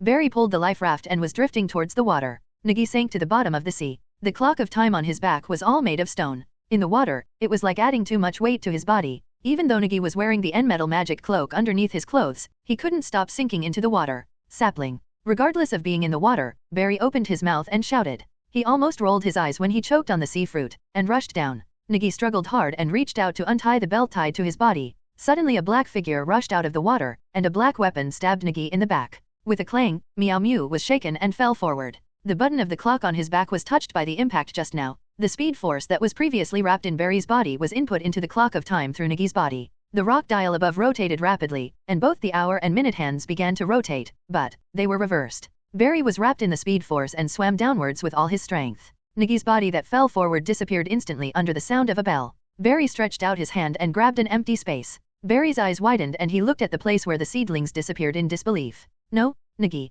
The speed force on Barry's body expanded instantly, like a hedgehog erecting spikes, and the surrounding seawater was pushed away. With a whoosh, Meow Mew's figure fell from the sky and hit a pile of wooden boxes with a bang. Nagi was thrown so hard that he still had a breath left. If he hadn't held back his breath, the clock on his back would have smashed his body into a pulp, making him look inhuman. But it's a good thing that he didn't drown. Nagi struggled to crawl from the ground, and the clothes on his body were penetrated by the broken pieces of wood. The N-Metal woven cloak was worn at the bottom, and now it became a layer of soft armor, protecting the body. Taking out the wine bottle from his pocket, Meow didn't care, and poured it directly into his mouth. After 2 sips, the pain on his body disappeared a lot. Before Nagi could breathe a sigh of relief, the wooden box in front collapsed, and more than a dozen submachine guns were pointed at his head. The dark muzzles made no sense. Can I ask where this is? Nagi raised his hands and lay on the ground, shouting outside. Looking out from this angle, it was daytime outside, and the sunlight was shining in from outside the window, and it happened to shine on the backs of those holding guns. It was really like standing in the light, but they couldn't see their appearance.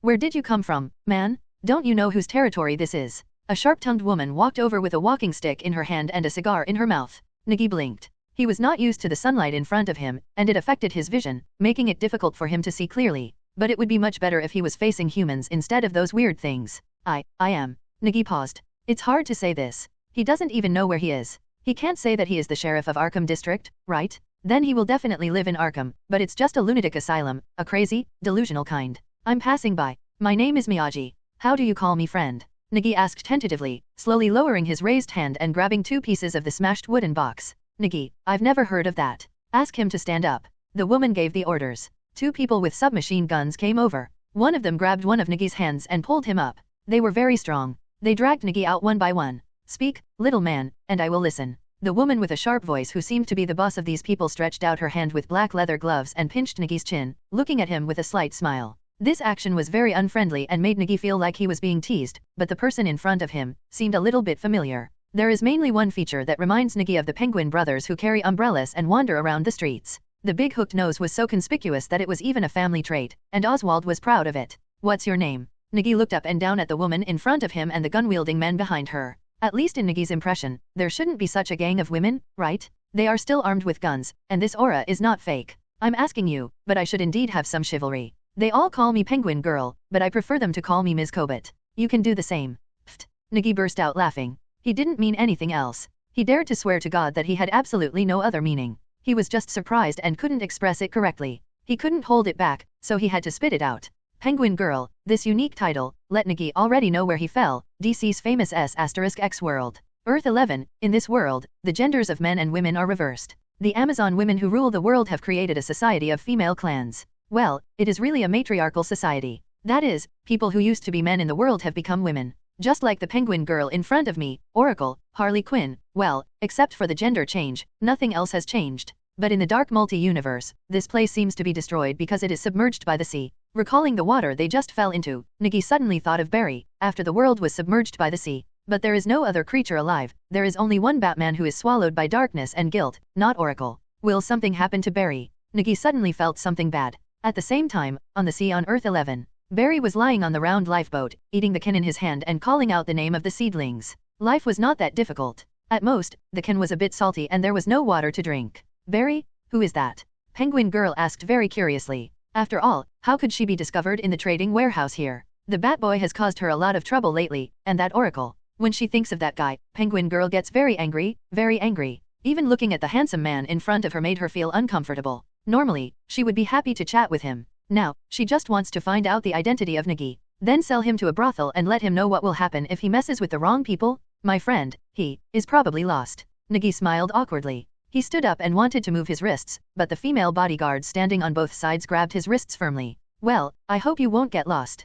Penguin Girl nodded. Who asked you to come? If you don't tell me, I don't mind using some means to make you tell me, such as cutting 2 knives on your handsome face. As she said that, Penguin Girl raised her hand and touched Nagi's face with a cold smile on her face. At least with Nagi's appearance, in this topsy-turvy world, even though she is not very conspicuous, she can still be considered a beauty. No, you threaten me with this. Nagi couldn't understand. He didn't rely on his face to make a living. Penguin Girl looked at Nagi's tough mouth and was about to let someone give him a hard blow, when the window next to her suddenly collapsed. A black figure rushed in, and at the same time several batarangs whizzed over. 2 women who had no time to shoot were hit in the hand by darts, causing the submachine gun to fall out of their hands and fall to the ground. The black shadow rushed over quickly and kicked one person down, but it was obviously not strong enough, so he just kicked him down without causing any other damage. Batboy, we are really enemies of each other. You intercepted a batch of my goods, but it cost me more than 70 million. Penguin Girl shouted in a sharp voice, dropped the cigar in her mouth to the ground, and rushed over with the crutch in her hand. He swung it and hit the shoulder of the Batboy who was fighting 2 female bodyguards with great force.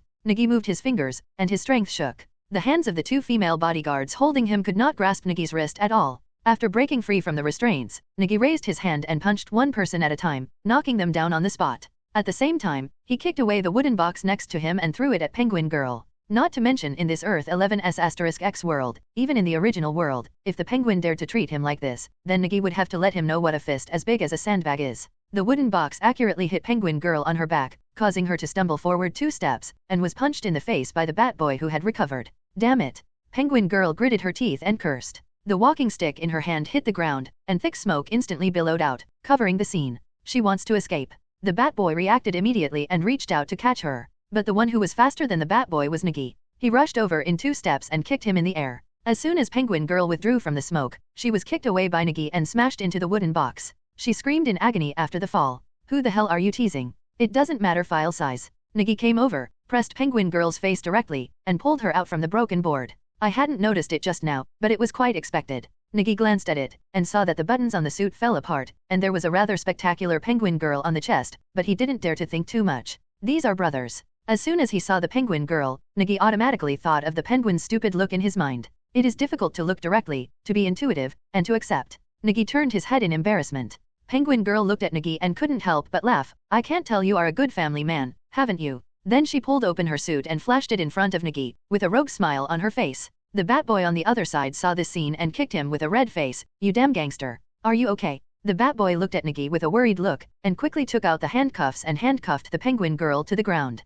At the same time, he grabbed her clothes to prevent her from being immoral anymore. This crazy guy should really be sent to Arkham Asylum? The Batboy murmured in his heart and turned to look at the good brother who had just made an extraordinary move. Maybe they could become good best friends. "You're injured," the Batboy said in surprise. Miyagi stretched out his hand to wipe the nosebleed and quickly turned his head. "It's okay, the weather is dry and things are dry. I'm a little angry." "Are you really from another world?" Looking down at the police arresting penguin girl, Bala Gordon looked at Nagi next to him who was adjusting the clock with a look of disbelief on his face. "Almost. I want to know more. What year is this? But you are a bat, a boy, your father, not. Where is your mother?" Nagi adjusted the time on the clock's dial. It was not clear where he had fallen. However, he had a rough guess that he had returned to the past from the dark multi-universe Earth-11, with the speed force transmitted by Barry the Flash, and the ability of the clock of time. Probably, this Earth has not yet fallen to the dark side, but it's hard to be sure, so I can only talk slowly. After all, this young man next to me is really not used to it. Nagi quietly turned around and glanced at Gordon's baby girl. Well, now she was a son, and she was Gordon's biological child. It cannot be said that he is similar to the Gordon from Nagi's world. He is simply a young replica. Nagi has seen photos of Gordon when he was in college, and he does look tough and handsome. However, this Bala has a bit of a girly feeling, which should be a matter of ecological niche. Although he is biologically male, the world is full of yin and yang. Women are responsible for raising the family, and men are responsible for taking care of the family. Well, just changing the gender, the social structure has basically remained unchanged.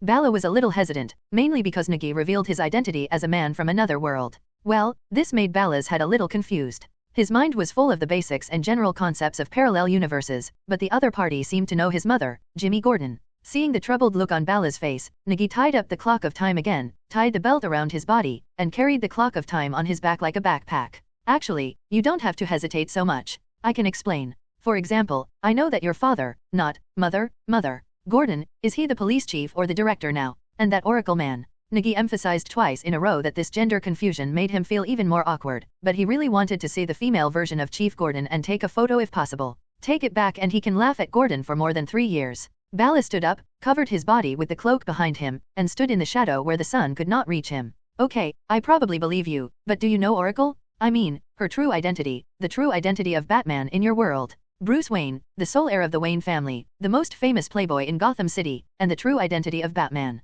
Nagi crossed his arms and said it without any hesitation. This question also made Bala relax a little, but he didn't completely trust Nagi. At least Batman's suspicious character was learned from him. "Okay, to be more sure, do you know who Batman's enemy is?" Bala asked again. He was very confident about this question, and 90% of people would get it wrong. "Joker," Nagi said with a bit of toothache. Bala glanced at Nagi with a strange expression. The look in his eyes was so strange that it even made Nagi wonder if he had said something wrong. "However, Joker and Batman are rivals, yes. I believe you are from another world. If you were from this world, you would never think that Joker would be Oracle Man's enemy, even though Oracle Man has retired."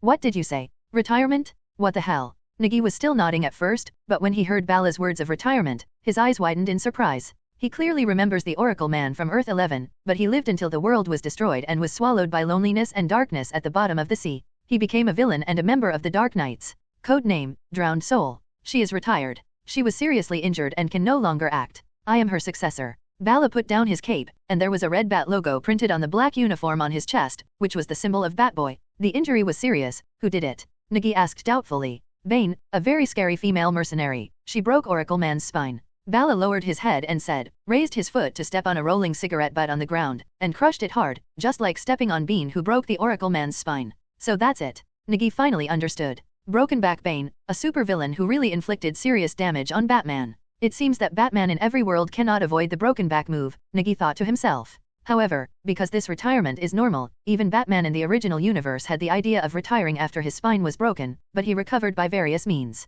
Well, that's the spine. Ordinary people will probably sit in a wheelchair and become a disabled person with hemiplegia. Thinking of this, Nagi looked at Bala who was leaning under the shadow of the wall with a strange look. If he remembered correctly, Barbara Gordon's spine was broken by Joker with a gun, and her nude photos were taken to drive Sheriff Gordon crazy. This also makes Oracle, Batman's first assistant, a disabled person who cannot live without a wheelchair. He can only use his computer skills to help Batman under the codename of Oracle. I think your eyes are very impolite. What are you thinking about? Bala asked in confusion. It's nothing. Can I meet her? Maybe I can cure her. Of course, I have to pay for it. I only need gold. Nagi grinned and said, "This world is a world dominated by women, and the banknotes may all be female. Without Franklin's old face, the banknotes are fake. Its function may not be as useful as that of T&D Bank." Bala looked at Nagi, and he was tempted. This guy from another world might really be able to cure Oracle Man. However, I have to say first that her whereabouts are kept secret, because Bane is still hunting her, and I may not be able to contact her. What do you mean? You didn't even solve Bane, did you?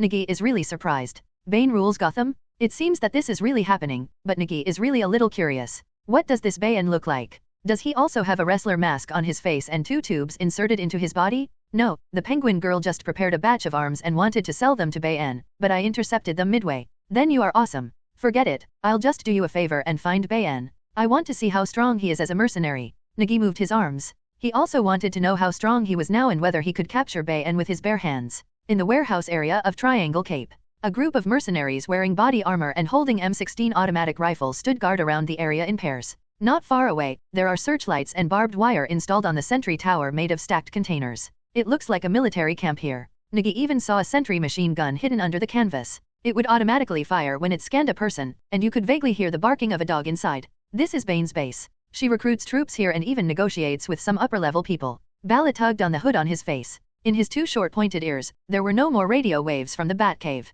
The Batcave was bombarded by Bane with a grenade launcher. However, Wayne's old house was not affected much. It seems that Bane likes that period house very much. Perhaps, she might live in it one day. What a women's army. Nagi didn't care about those things at all. He just held a miniature telescope and looked at the fierce-looking female mercenary inside. It's not something I'm used to, but I can get used to it. Okay, close your eyes and plug your ears. I don't want anyone to disgust me with the virgin's heart. Nagi took out his M500 revolver, stood up and walked forward. Why should he hide? What should he be afraid of? If he couldn't beat him, he would run away. There is no risk here anyway. Who knows who he is? Sneak in directly and kill those who see him. You, be careful. Bala looked at the seedlings running out and had no time to stop him, so he could only warn him. Then, Bala stood up and carried the clock of time left by Nagi, moved the place, and tried to find a way to meet Nagi. The 2 mercenaries standing at the front door, with masks on their faces and only their eyes exposed, looked at Nagi approaching carrying a pistol, and quickly raised the automatic rifles in their hands. Stop! What are you doing? Several gunshots rang out suddenly, and bullets hit the road in front of Meow Mew, preventing him from continuing to move forward.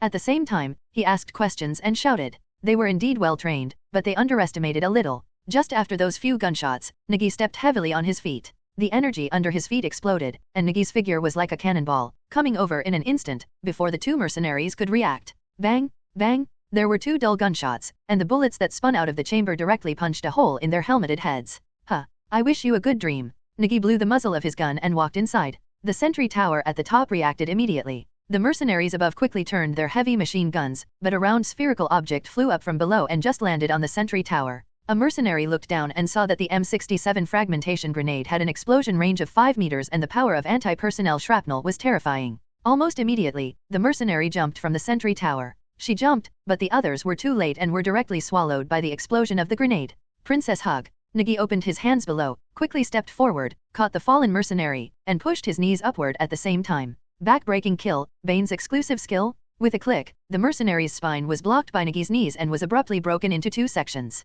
Throwing her to the ground casually, Nagi moved his fingers and pulled the trigger of the revolver at a mercenary team coming to support from the front. The mercenary who was leading the front had no time to dodge before he was shot through the body by the whizzing bullets, leaving a bloody hole in his bulletproof suit. The bullets of the M500 revolver can penetrate even 10mm thick steel plates head-on. Body armor is meaningless at this distance. The mercenaries behind quickly reacted and relied on the surrounding terrain to fire back. Nagi took the opportunity to rush directly into the middle of the military camp. Inside the iron tent built with container shells, Meow Mew rolled in. At the same time, he took out the quickloader from his waist, poured out the shells from the revolver's nest, and loaded the bullet. With a whoosh, Nagi looked up and saw a 3-meter-long solid wood desk flying towards him. AFK. Nagi quickly raised his hand, overlapping his palms, and at the same time mobilized his energy to gather in the middle of his palms, and the desk bumped into him. Nagi stepped on his feet to steady himself. With a click, the desk broke into 2 sections from the middle, flew past Nagi, and hit the ground heavily. Nagi's overlapping palms were like impact drills, cracking the tabletop in an instant before he could put it down. At the same time, a series of gunshots rang out, leaving Nagi unable to hide. In just one encounter, Bane showed her strength as a mercenary and her ability to fight through the sea of swords, guns, and fire. Ha! Nagi shouted, smacking his arm forward and clenching his fist fiercely, and the energy gathered in his hand was exploded. The devil's armor appeared instantly, covering Nagi's body like a fully enclosed armor. Clang clang clang. A barrage of bullets came. The heavy impact hit the light black armor on Miyama's body, just like hitting the armor made of metal. The warhead wiped out sparks and fell to the ground feebly. As soon as the gunfire stopped, Nagi raised his hand and swept away, and the demon armor on his body disappeared. This thing relies on the aura gathered on Nagi's body to exist. Just like the magic power of a magician, it is not unlimited. However, it was enough for Nagi. With a heavy step, Nagi shot over and raised his hand to smash it down with his elbow. Bane, who was changing the magazine of his automatic rifle, looked at Nagi's elbow and quickly blocked it with the barrel of his gun. With a clang, Nagi's arm hit the gun, making a sound of metal colliding. Whoosh! 3 blades pierced through Nagi's sleeves and scratched the metal gun body, causing sparks to flicker.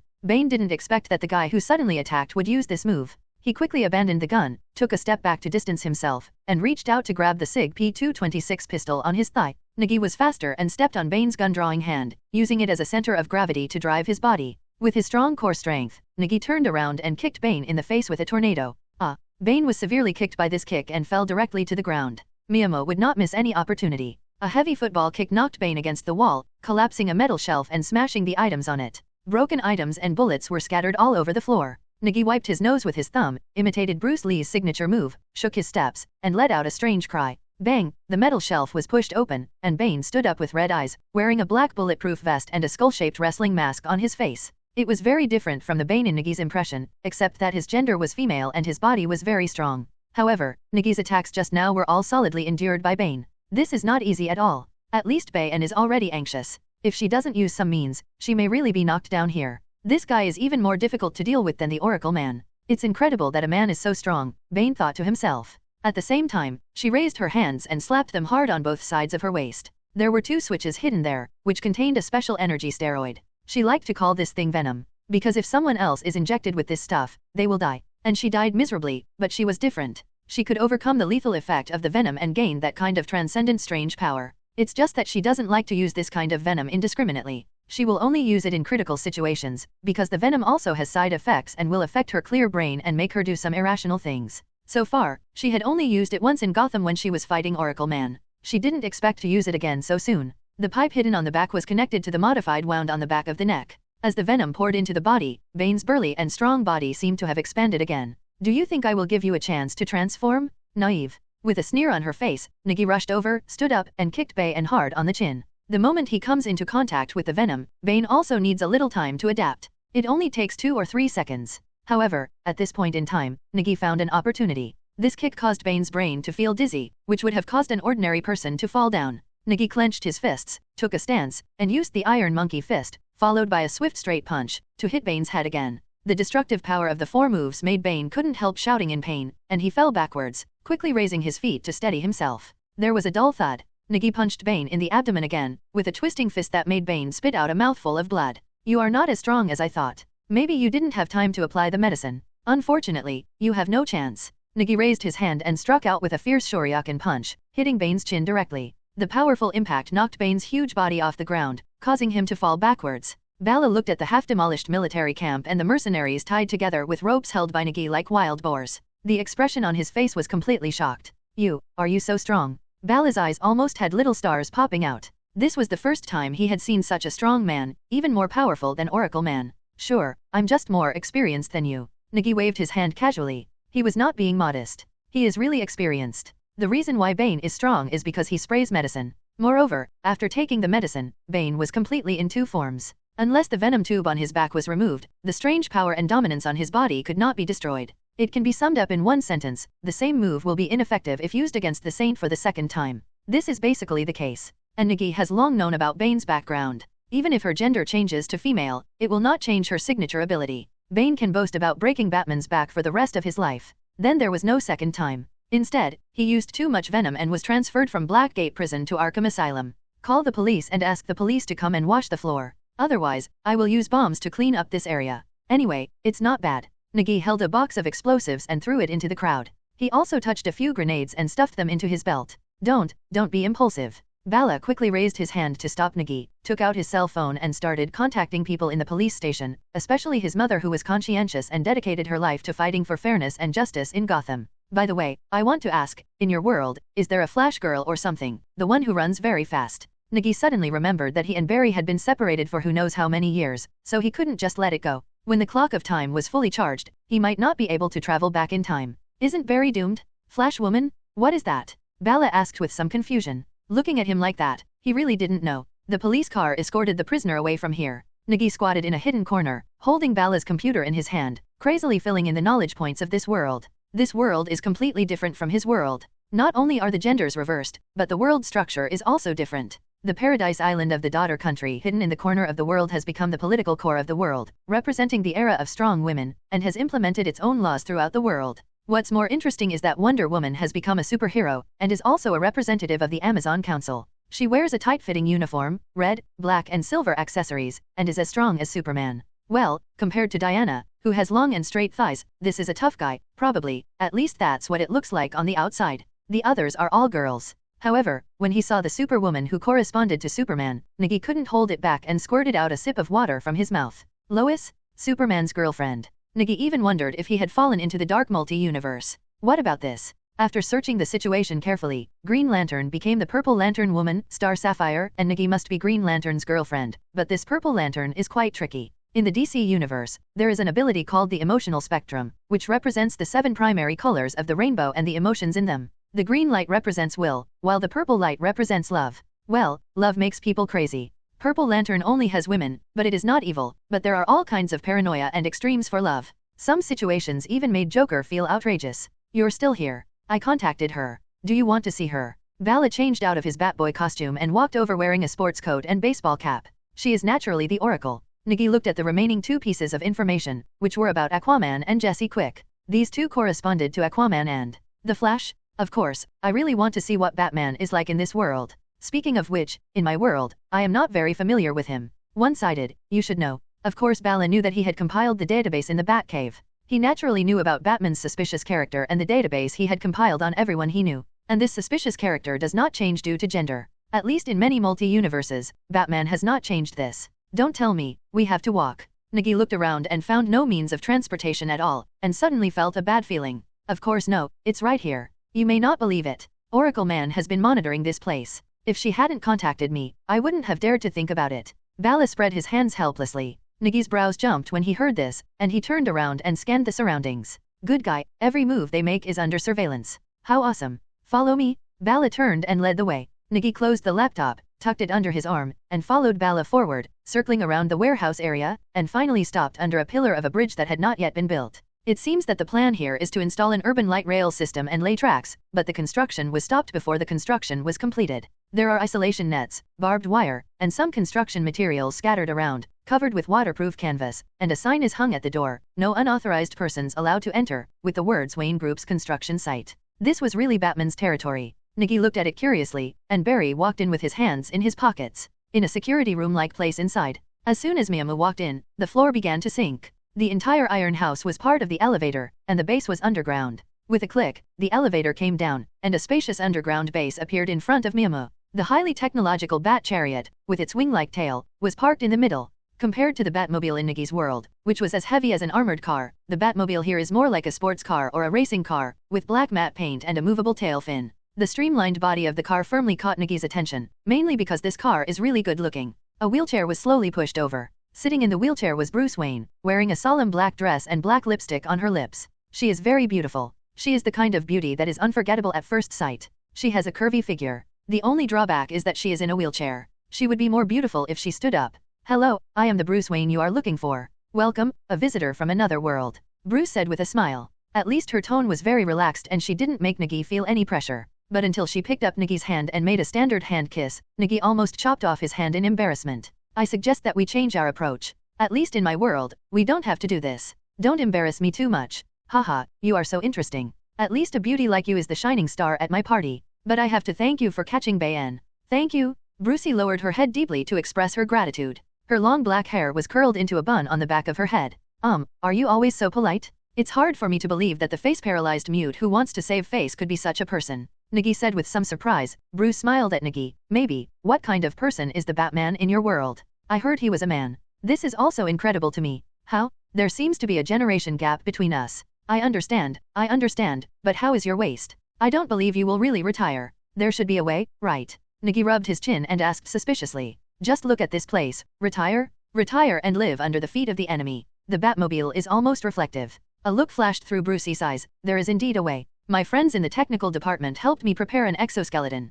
Using that thing, I might be able to stand up. I know this, but that thing is just an auxiliary. Your spine is broken and needs to be restored by other means. Nagi reminded him very seriously that of the 2 cases of Batman's recovery that he knew, one was restored with the help of Ms. Siwa, and the other was restored by the Devil's Hand and Lei Zioga. Both of them are top figures in the world. A broken spine is really not a particularly difficult thing for them. Bala said, you can help me, and you defeated Bane, you are much stronger than me. Brucey hesitated. It was difficult for her to directly trust the person in front of her, and he was from another world, but she could feel that he was not a bad person. Miss Brucey, we should prepare dinner. We should not let the guests wait on an empty stomach. An old lady wearing housekeeper's clothes walked over steadily, her snow-white hair was meticulously combed, her expression was serious, and she seemed to have a sense of stability. Obviously, this is the Alfred of this world, the housekeeper, transformed into the housekeeper wife. Okay, Mrs. Afu. Bruce responded, turning to look at Nagi and Bala. Can we eat some together? I promise that Mrs. Afu's food will satisfy you. That's great. I've been looking forward to Mrs. Afu's dinner.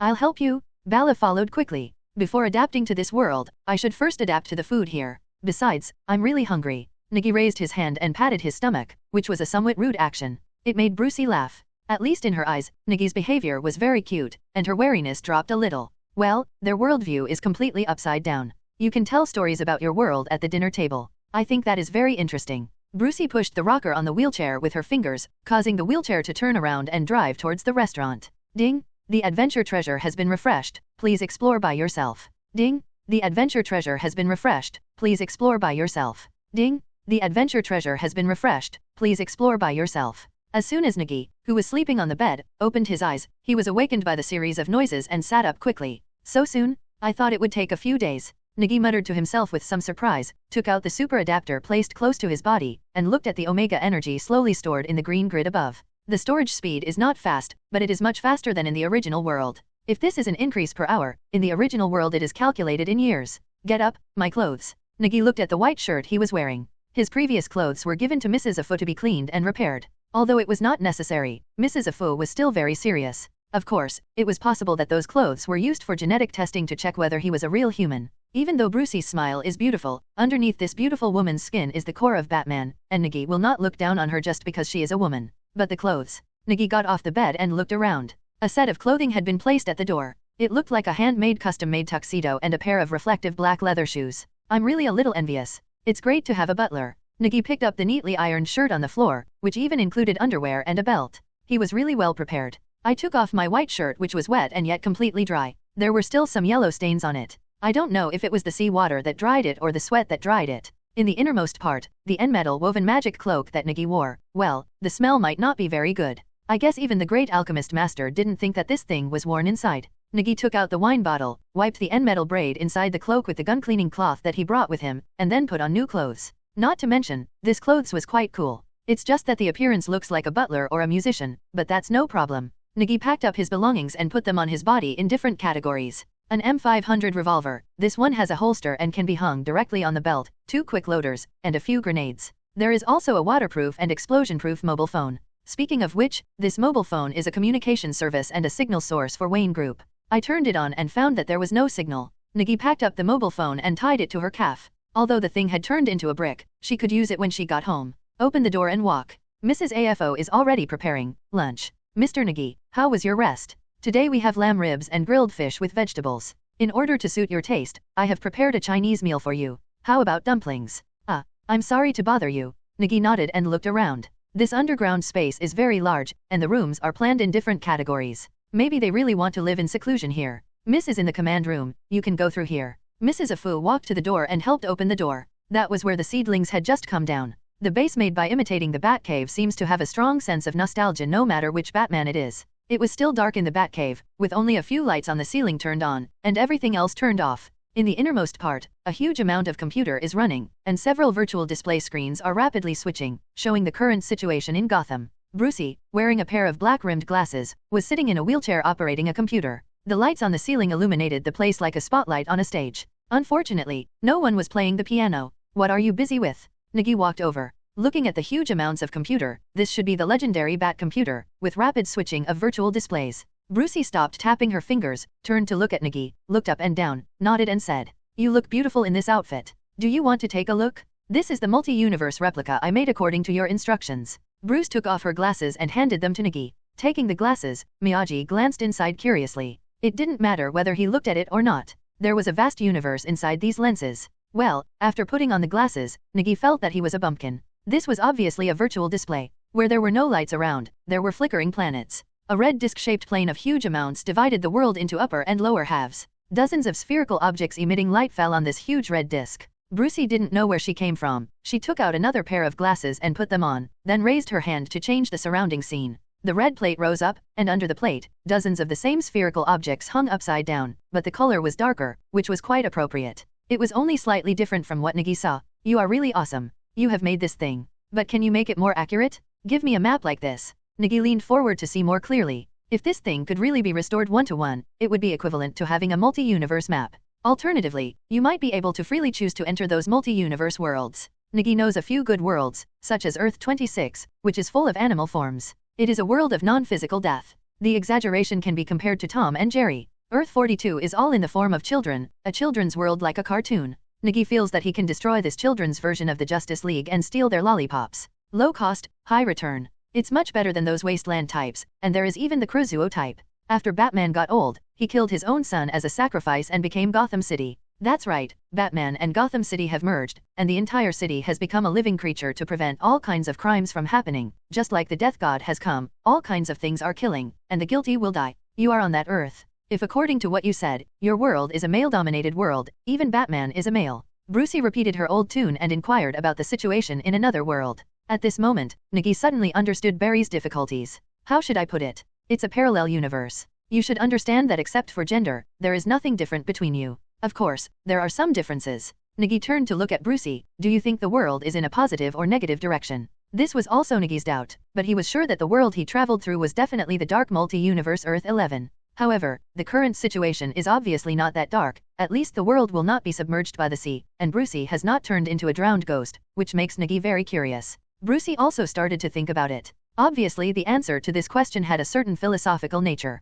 She directly raised her hand and changed the virtual scene in front of her. There is a concept in the ancient East. You see, everything is born from black and white, which is called yin and yang. Brucey's fingers were like a paintbrush, drawing a Tai Chi yin and yang diagram in the air, one black and one white yin and yang fish, with an opposite dot in the middle. If there are pros and cons in our world, they are two different choices caused by the things we encounter. Brucey stopped her fingers and turned to look at Nagi. If according to what you said, the negative will cause inevitable destruction, then there must be a way to survive, otherwise there will be no positive. Ah, what you said makes sense. Nagi nodded. This was something he didn't expect. However, Nagi is more curious now. How did Earth 11 die in the end, leaving Oracle Man alone? Nagi turned to look at Brucey. Their eyes made contact and then separated quietly, each with their own doubts and curiosity. Ahem, I have to go out. Do you have a means of transportation? I may have to go far away. Please help me say sorry to Mrs. Afu. I may not be able to eat the lunch she cooked. Okay, if you need it, I can recommend one to you. Can you ride a motorcycle? Brucey raised her hand and tapped on the wheelchair, and the ground on the right slowly rose.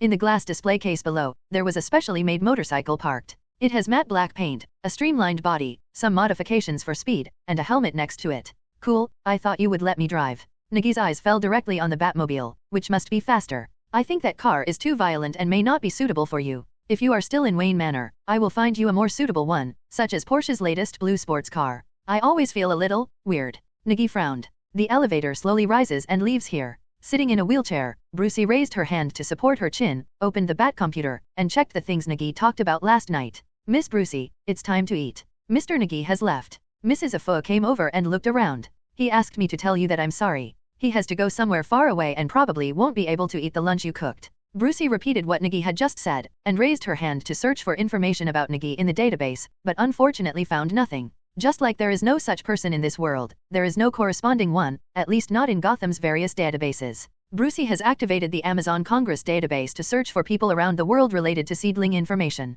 Mr. Nagi didn't say anything more about helping you with your treatment. Mrs. Afu walked behind Brucey and asked while pushing the wheelchair. I don't think he will forget it, but please send over the exoskeleton machine first. I need to stand up. At the same time, prepare a box of gold for me as treatment expenses. Mrs. Afu smiled and nodded. I have already asked people to prepare. In addition to gold, I also prepared some precious antiques. Maybe those things will be more valuable, even in another world. Yes. Bruce nodded, but there was still confusion on her face that was difficult to conceal. After all, a person suddenly appeared and said that he knew that things in the future would probably be like this, and that the world would also be destroyed. Brucey recalled Nikki's look. Maybe she was the one who destroyed this world. Miss, what kind of person do you think Mr. Nikki is? Mrs. Afu, who was pushing the wheelchair, asked tentatively. Bruce looked up at Mrs. Alfred. I don't think you should think too much. I thought you really wanted to retire. Mrs. Afu shook her head helplessly and said that she hoped that Brucey would retire so that they could leave here and hide far away. I will stand up again. I don't think Batman in other worlds will be frustrated by this small injury. What if you go on a trip? I can help you find a ship and organize a trip around the world. After all, you need recovery time. I'll think about it before talking. Nikki, who was riding a modified motorcycle, was speeding past on the road. The engine roared violently, like a beast that had not completely gone wild, and the speed had already exceeded 110 yards. Nikki carefully perceived the surrounding situation, especially the intuition in his heart, the treasure without an owner, to the west. At the intersection ahead, Meow Mew turned west and went straight to a group of old-fashioned houses that looked like remnants of the last century. The motorcycle stopped in front of a dilapidated old house. The glass was all broken, the walls were mottled, weeds were growing wildly, and there were layers of creepers. It makes this place look like it has been abandoned by humans and taken back by the barbaric nature. Nikki took off his helmet, looked around, stepped inside, and the ajar wooden door was kicked open. The rotten wooden door could not withstand such rough treatment, and was kicked to pieces with a clang. The broken wooden boards exuded an unpleasant musty smell. Nikki stepped in, and based on his intuition, he went straight to a wall inside and stretched out his hand to push. The partition of the wooden wall was empty in the middle. Meow Mew directly pressed hard, grabbed the wooden board, broke it, and reached inside to dig out. After grabbing an iron box, Miyagi quickly took it out. It was a large biscuit box. He opened it with a click and found items wrapped in layers of cotton. It looked very different. Nikki picked up the cotton cloth. The feel and heaviness made Nikki look expectant on his face. He had already made a guess. The cotton cloth was opened layer by layer, and as expected, there was a revolver inside, with a very unique shape. The handle of the gun is embossed with a lion, and the hole is gilt. There is a decorative folding knife stabbing under the barrel. As soon as he touched it, Nikki knew that this thing was extraordinary. The Lion King's gun, a restrained weapon, the weapon used by the first man to rule Gotham. Divine gold is added to the gun body. The bullets fired can cause great damage to supernatural creatures. The folding gun contains part of the spine of N metal. Nikki grabbed the Lion King's gun, stretched out his hand and swung it. The folded spear under the barrel unfolded, the blade flashed with cold light, and he swung forward. The wooden wall, which had been in disrepair for a long time, was neatly cut with a small crack, just like foam cut by a blade.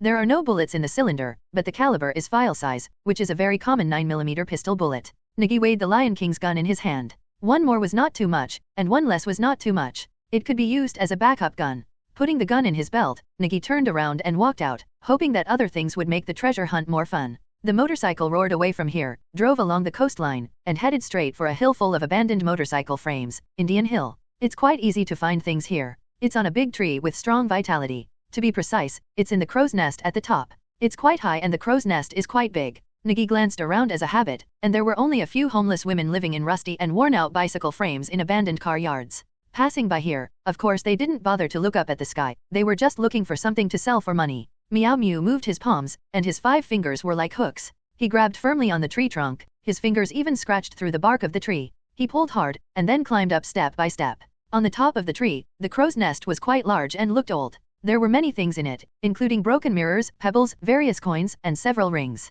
Nikki also saw a roll of banknotes. Crows have a habit of collecting shiny objects, but the banknotes were accepted.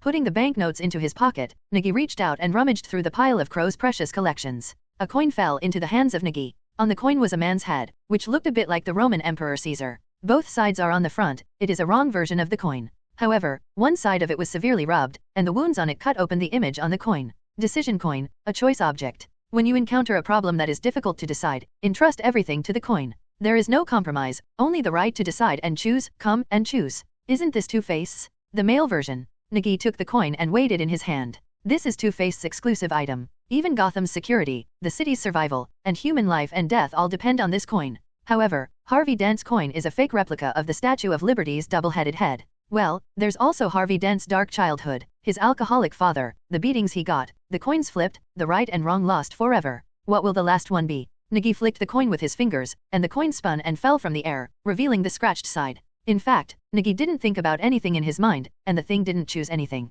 The motorcycle carried the seedlings and drove quickly to the suburbs. It was surrounded by sparsely populated places. The season here should be summer or autumn. The seedlings didn't feel too hot, but the surrounding trees were full of green leaves, dotted with vitality. To be honest, Miyama didn't really know what there would be here, but something in the weeds in front made Miyama's brows jump and he quickly stopped the motorcycle. It was a vaulting horse that fell in the grass. It was the kind of thing for children to ride on in amusement parks. There was a spring underneath, and you could rock it from side to side when you rode on it. Nagi took off his helmet, looked at the vaulting horse that had become a little faded by the wind and sun, took out the M500 revolver from his waist, and looked around cautiously. Then he took a step, stepped on the weeds here, and walked forward. An abandoned playground facility appeared in front of Miyamo. Maybe it was once a circus. Miyamo saw the iron cages stacked on one side, which were already rusty, but there were a pile of animal-shaped bones in the cage. There is a roller coaster track in the distance, which is also rusty. The only thing that is still fresh here is the big-nosed school bus parked in the middle of the yard and covered with graffiti. Did I go to Joker's hometown?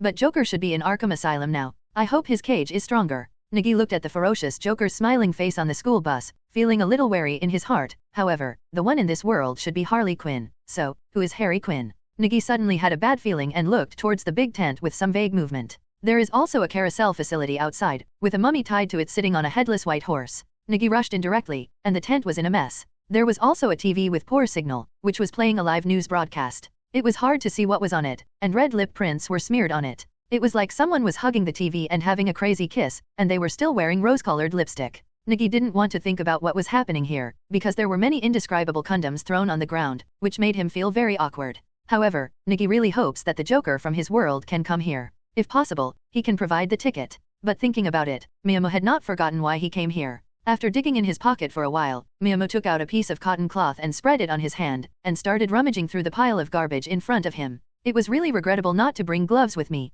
Nagi grabbed things on the ground and threw them around, then pulled out a packaging bag underneath. Inside was a round soft cushion with a smiley face. The green smiley face is a bit like an emoticon, but the mouth is in the shape of a zipper and the eyes are Joker makeup with 4 pointed stars. It was not big, and it looked like a portable wallet. Nagi tore open the packaging bag and took out the smiling face. Smiley face pocket, dimensional storage. You can put an elephant in it. Of course, when you take it out, it may turn into a group of elephants. Who knows? This thing looks a bit cheating. This was the first time Nagi had seen an item described like this. It seemed full of uncertainty and there was no reliable explanation. Just like Joker, he looks unreliable. Nagi grabbed a chair on the ground and put it on the smiling face pocket. The zippered mouth opened instantly, swallowed the chair in one gulp, and disappeared without a trace. Nagi quickly opened the zipper, looked at the dark inside, and shook it vigorously, but there was nothing inside. Turning over and falling out, Kayla made a noise. There were some other things on the ground, including a box of bullets, a piece of wood, and a bloody shirt. Even if there is no chair that was eaten just now, maybe the explanation of the smiley face pocket is correct, and it will really change. Nagi looked at the smiley face bag in his hand, and had a bold idea in his mind. He threw the TV set next to him into it, but he didn't unplug it, and the wires were still exposed. The smiley face pocket had already swallowed the TV. Nagi grabbed the wire and pulled the TV out again. No other things were poured out, but at least this pocket could hold things. Throwing the TV in again, Nagi unplugged the wire this time and disappeared into the smiley pocket in an instant. When I poured it out again, there was nothing left. This thing seems to have a temper, it's hard to tell. Nagi stuffed the smiley face pocket into his arms and turned to look at a map of Gotham City covered with graffiti, which was painted with crayons. I don't know anything else, but Nagi is still very familiar with the place in Arkham, especially the green-haired Joker drawn on it, but it's none of his business. This is not his world. Whatever Joker does, as long as it doesn't hinder him, it's a matter of course. Nagi was very thoughtful. After going out, he looked at the mummy on the carousel next to him. Nagi took out a lighter and lit the tent on fire. A fire burned it all away, which can be regarded as collecting the corpse. At the bat base, the elevator slowly came down. Meow Mew, who got off the motorcycle, hung his helmet on the handlebar and tugged on his collar. Brucey, who was adjusting the data system among a bunch of mechanical exoskeletons, looked up. It seems that your operation went smoothly. Thanks to you, it's okay. What is this? Nagi walked over and looked at the mechanical exoskeleton placed on the workbench. The small parts I made are just my personal hobby. Brucey did not say it directly, but changed the subject. You said before that you could heal my spine. Is that true? It's true. It's just that I want some medical fees, and I may want more, such as that? Nagi pointed at the bat computer, obviously asking for the multi-universe simulation map, and Bruce nodded. I agree. Of course, I have prepared the medical fee, but what do you need for treatment? If possible, do you have any pictures? My treatment method is very simple, but if you have other problems with your spine, it will be difficult. I need to take a look. Nagi's treatment method is to brew immortal wine directly with Dionysian gems, which has similar effects to the Lazarus pool, but does not have the long-term restorative power of Dionysian factors. Here you go. Brucey was obviously prepared and handed the glasses to Nagi. She was ready for all inspections. But even the best doctor told her that the damage was irreversible. The best result was that she could walk, but she would never be able to participate in any extreme sports games in this life. Nagi put on his glasses and looked at the transparent bones of Brucey's body. The spine on the back was severely damaged, as if the back had been folded. Even if Nagi doesn't know medical skills, he can tell that it's a miracle that she is still alive. The spinal injury is too serious, and the bones in other parts of the body are not healthy. I think you should reset it, damn. Nagi pinched his nose fiercely. He didn't expect that the perspective system of this glasses could be used in a non-virtual state. What's wrong? Nagi's sudden reaction made Brucey's expression change, and she quickly looked around. Her first reaction was that there was something going on around her. It's nothing, I have a little, high blood pressure. Nagi pinched her nose, wiped the gushing nosebleed, and took off her glasses. Actually, you can prepare some. By the way, do you like drinking it? Nagi asked. Okay, Bruce nodded. Although she never drank alcohol, steak stewed in red wine still tasted delicious. Then, what happened? Just as Nagi was about to say something else, the bat computer suddenly rang and the virtual screens lit up one by one. Bruce's face turned extremely pale. Hello, everyone! As we wrap up this video, I want to share a quick note. I have a Patreon account. If you'd like to support me and enjoy on-demand audiobooks, you can become a Patreon member. Alternatively, you can check out my Google Drive link, which has 500+ novel audiobooks available through my Ko-fi or Patreon shop. I appreciate your support.